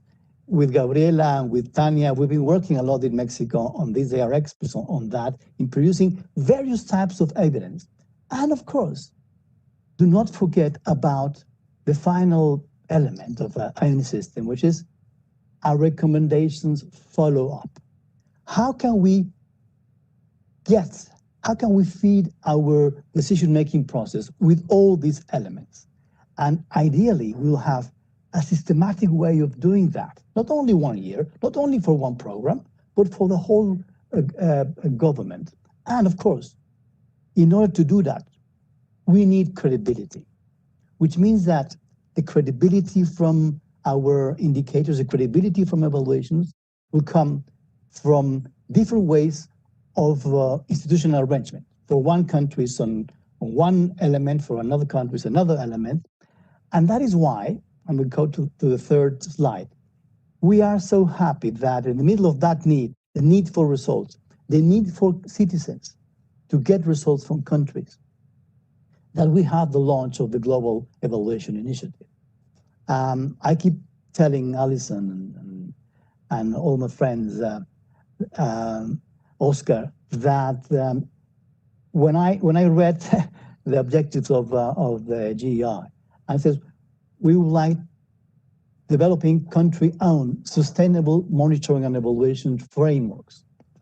I was like music for my ears, because we've been experiencing, not only in Mexico, but in other countries where we have worked, that if we are able to have many countries having their own M&E systems, they will use and they will be held by academics. But this is not an academic job leading the whole thing. I mean, sometimes for some evaluations, the academic field is important and they can lead it. But if the M&E, if the results-based management are led by countries, are produced by countries, according to their needs, according to the ways they would like to produce evidence, then I think we'll be better off, we'll be on track, or more in a better track, to have results, to fulfill SDGs, to take into account the problems with COVID. Therefore, the initiative is really welcome.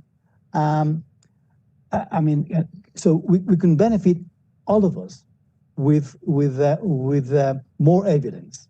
Some years ago, there was a document said the evaluation gap. When will we ever learn? The evaluation gap is the gap between what we do in governments and what we know about what things work.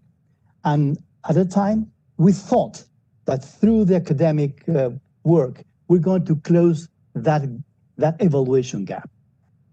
The academic part is very important, is really important, but I believe that if we want to reduce that evaluation gap between what we know and public policy, countries are very important. What countries are doing are important. And we have different styles and different systems. So in slide 4, we have, for instance, China is about learning when the central government is leading the evaluation process, and it's about learning.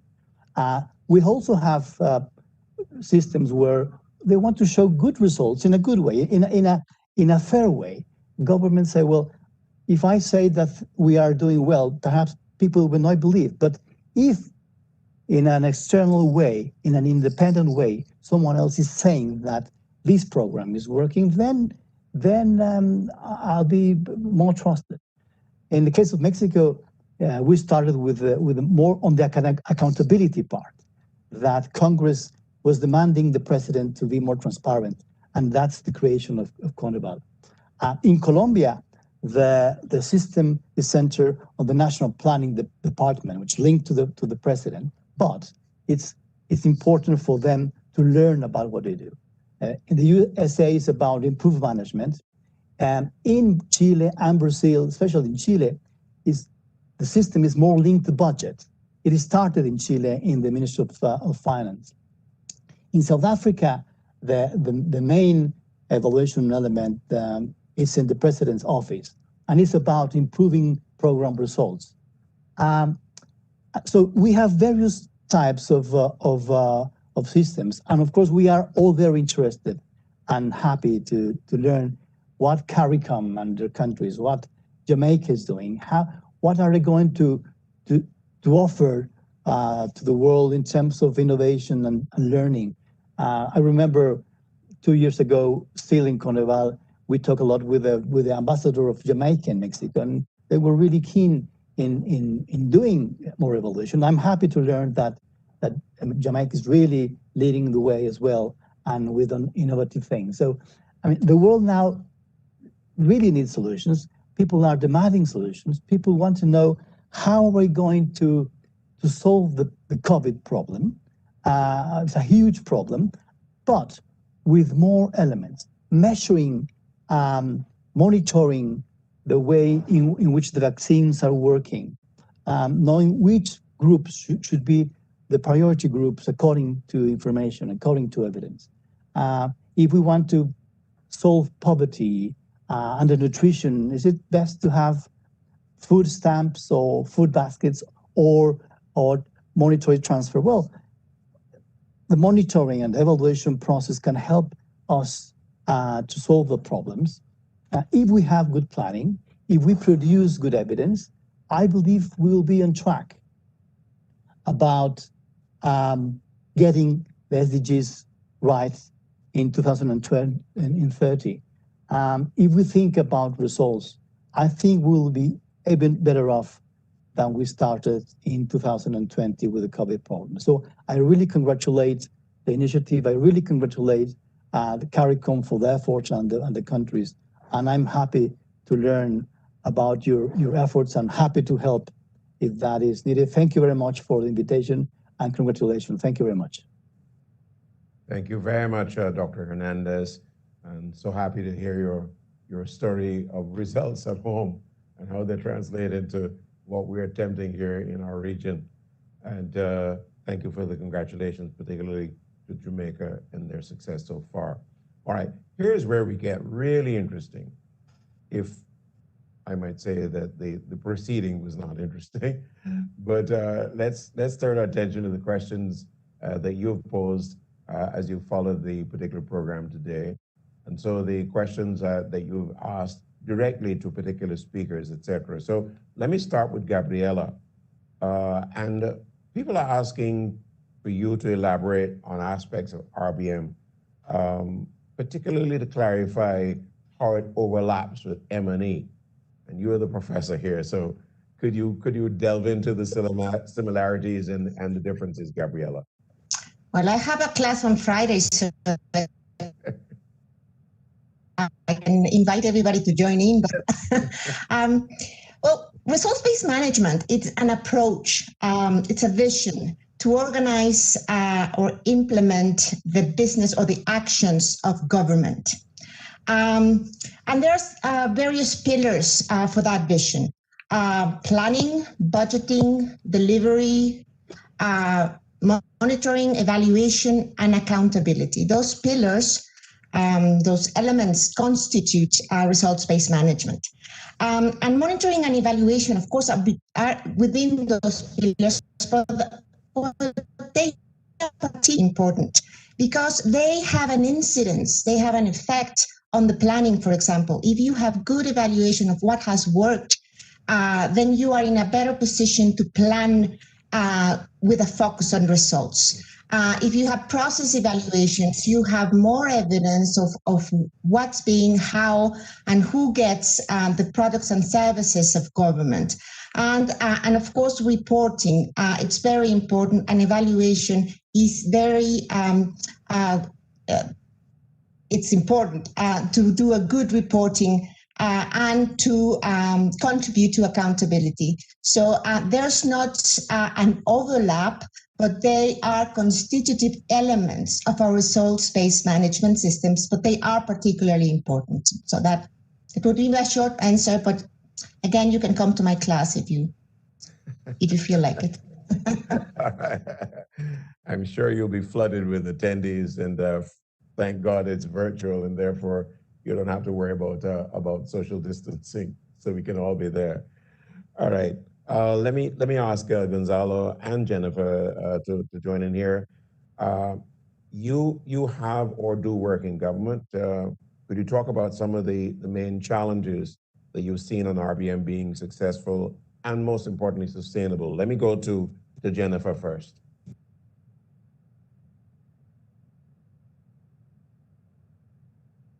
Jennifer, some of the challenges.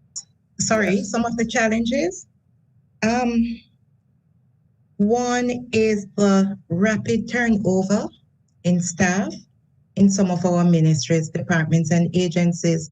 So you find when you build capacities, the persons will go, and somehow institutional knowledge is not shared.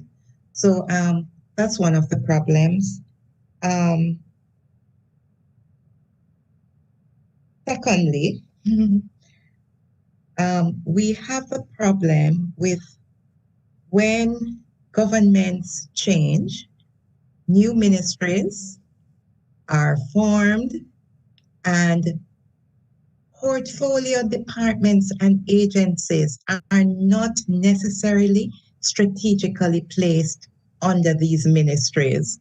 So you might have an agency that would probably be more appropriate at the Ministry of Gender being placed at some other ministry, which creates a problem. There is also a problem with buying at the highest levels in our ministries and departments. We will be supported by permanent secretaries, but when it gets to the nitty-gritty of integrating and working with the RBM tools and techniques, there can be some resistance. And this is why, from our perspective, we need champions at the Ministry of Finance and the Public Service, and other institutions that will require certain things to be done. And we're getting there slowly, but we're making strides.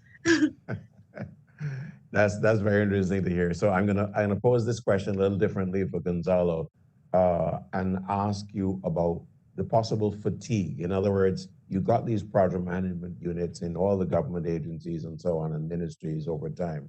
But people come along and say, "Oh, you're bringing us another terminology and another set of rules, and so on and so on and so on."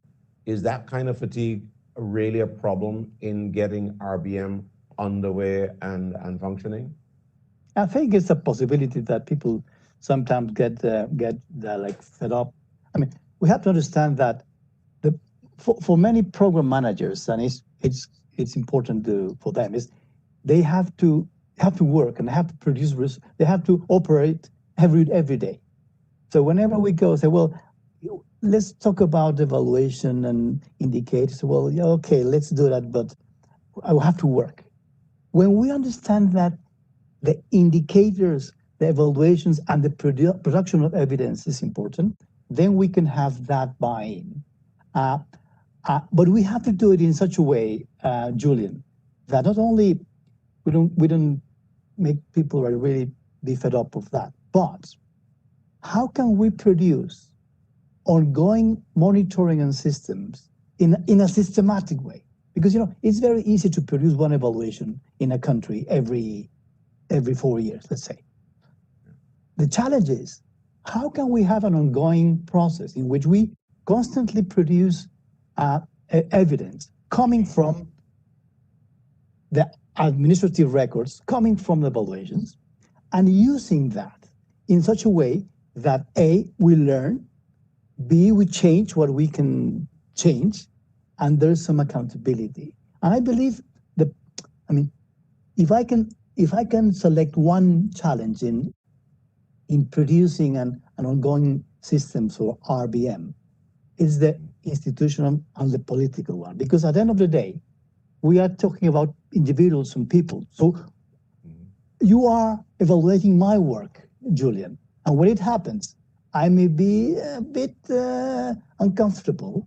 How can we select a set of incentives for the system to go on? I think that's a big challenge. That's the main challenge from my point of view. Yeah. So we're really putting in one word, sustainability. And Jennifer made reference to that and the difficulties there with changes in administrations and so on. So that the real core of this is the personalities who are involved at every level. She talked about permanent secretaries, etc. You range into the territory of the elephant in the room of the politicians, so to speak.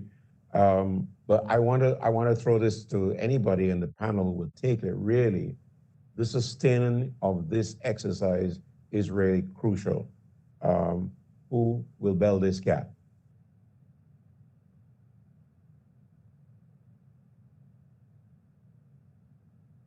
Ian, do you want me to pop in on that question? Maybe I'll just sort of venture an initial response, and it's absolutely right. Sustainability is fundamental, and I think one of the things that we're seeing from the discussion today, that you actually can't achieve that sustainability if you approach RBM, if you approach monitoring and evaluation one project at a time. One has to think of it in much more of a systemic manner than that. So the sort of three components of the work that we are doing through the Global Evaluation Initiative: support for the enabling environment, building that kind of cultural context within which results and the achievement of results is everybody's job. The institutional capacities to be able to utilize data. As Isabel said at the outset, the need to be able to be a data-driven organization, also to be able to disaggregate data, to understand where and how programs are impacting on citizens and on vulnerable groups, and to feed that data back to drive decision-making. And finally, at the level of individual capacities. All of those three elements need to come together really for us to build sustainable and resilient systems. And I think the lesson of the past has been that we've been overly reliant on a projectized approach to doing that. And I think now what we're trying to do in the support that GEI is given to phase 2 is to really try and look at this much more holistically. And that's going to be one of the critical elements to being more sustainable for the future. All right, and I'll pose one question here now directly to the Deputy Secretary General. And it really is about, it married straight into the sustainability. I think what is important here is that you're attempting under your aegis to get all the national institutions and go all the way down to the private sector to really embrace this so that we have a consistent thrust in this direction of measurement and results, etc. Deputy SG?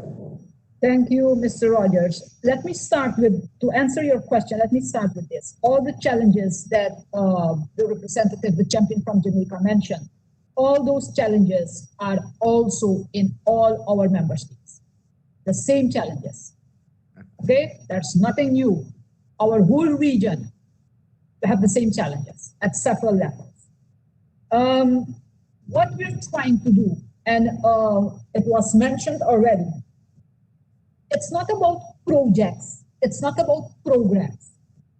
It is about our national plans. That is where it starts, your national plan, which incorporates all your ministries. So it really segments into the very lower levels. All of that needs to have an RBM approach. It's very important. And then we are at the regional level now, we have our community strategic plan, which is then based on the RBM system.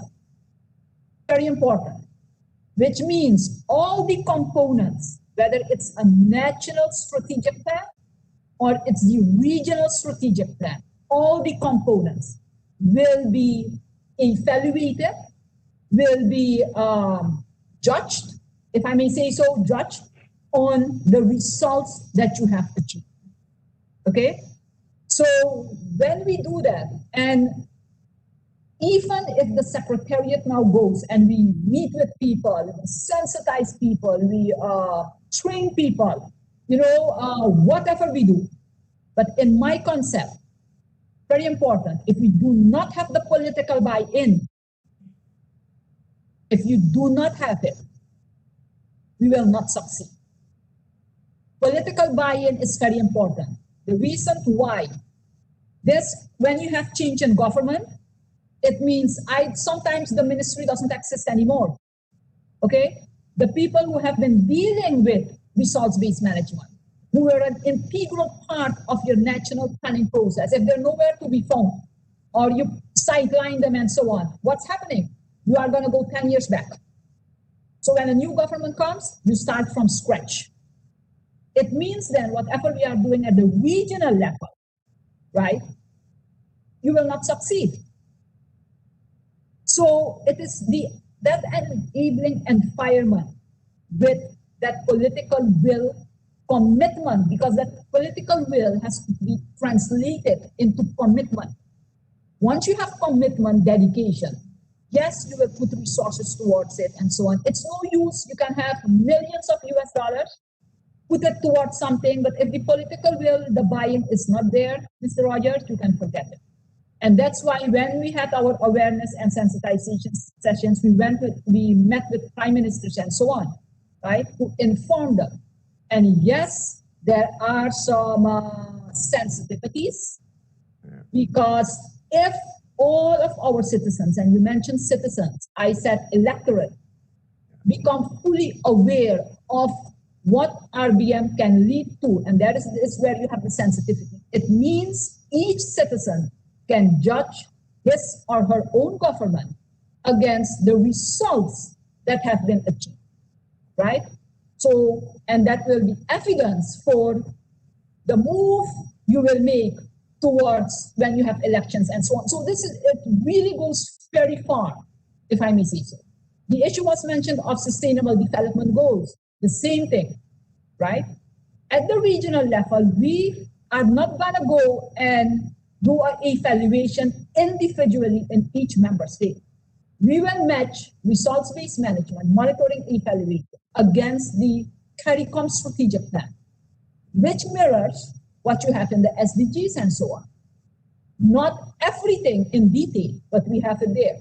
So when we look at the community strategic plan, we have to get the information from member states. That's another problem, as I mentioned in the beginning. To receive information from member states, even from our regional institutions, and they are in this meeting, it's stressful. Receiving information is a big issue in our region. People are very secretive about sharing that type of information. I mean, we can imagine why. I mean, nothing is free, right?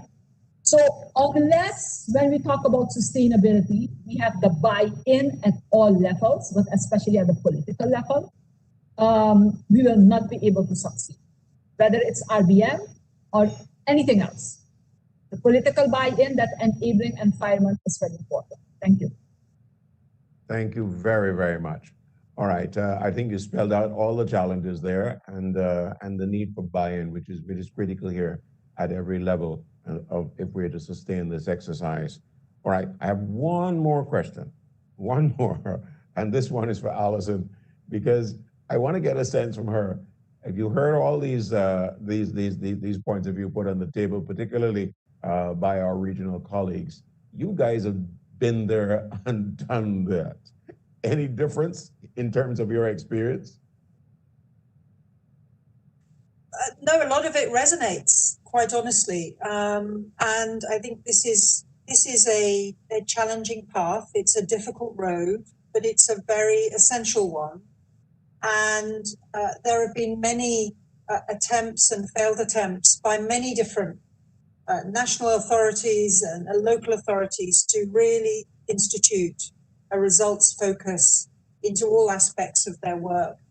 But there are reasons to be hopeful.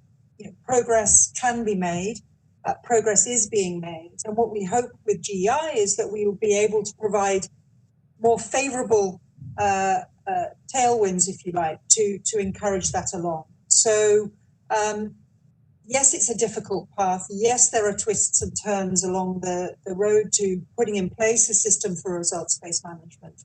But there are experiences to learn from, knowledge to share, and we can definitely get there by joining hands and doing this together, I think, in a more coordinated way.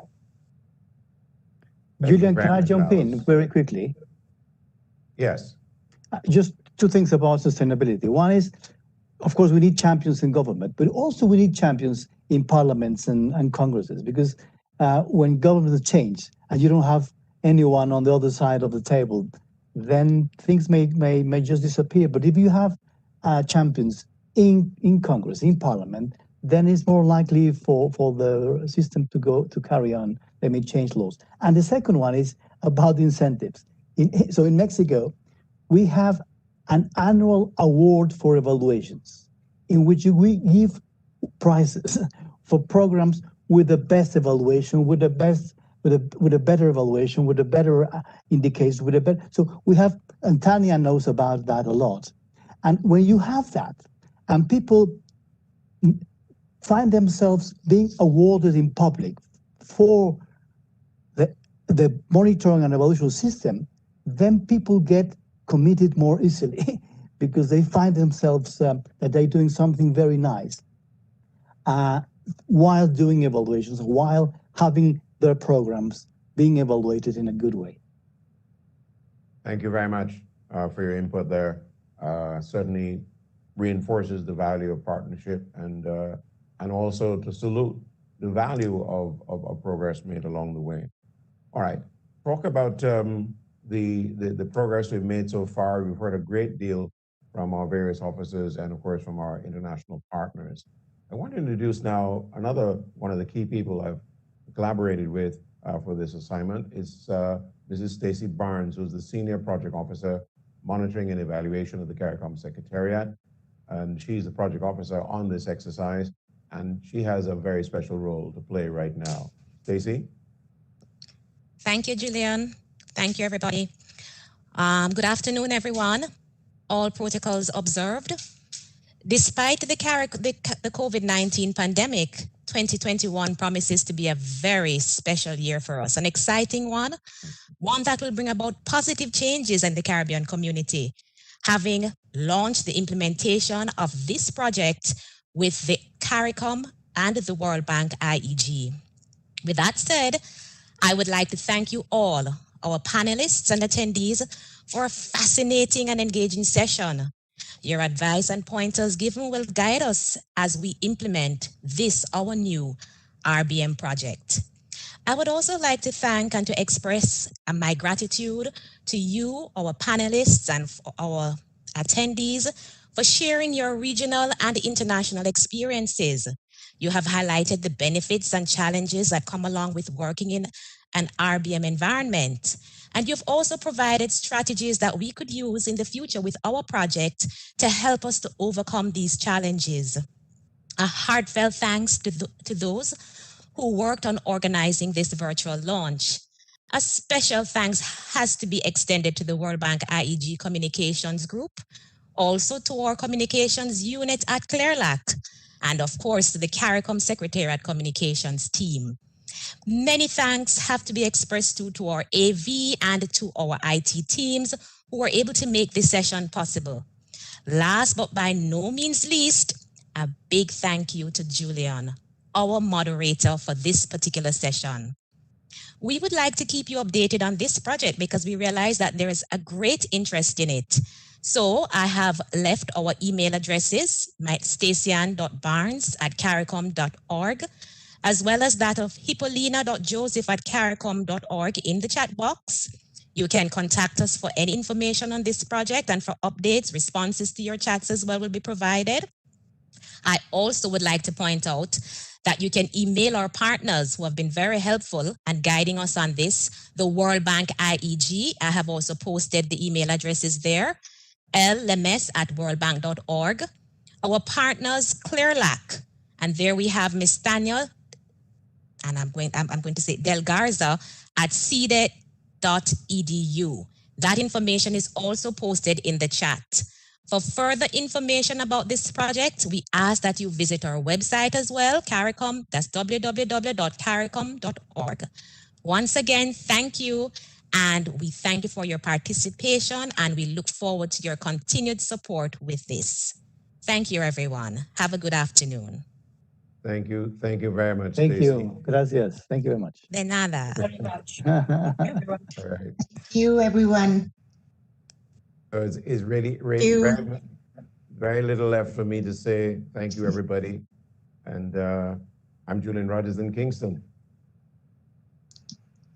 Everyone, thank you, Julian. Thank you, team. Thank you. So much. Thank you, everyone. Thank you. Goodbye.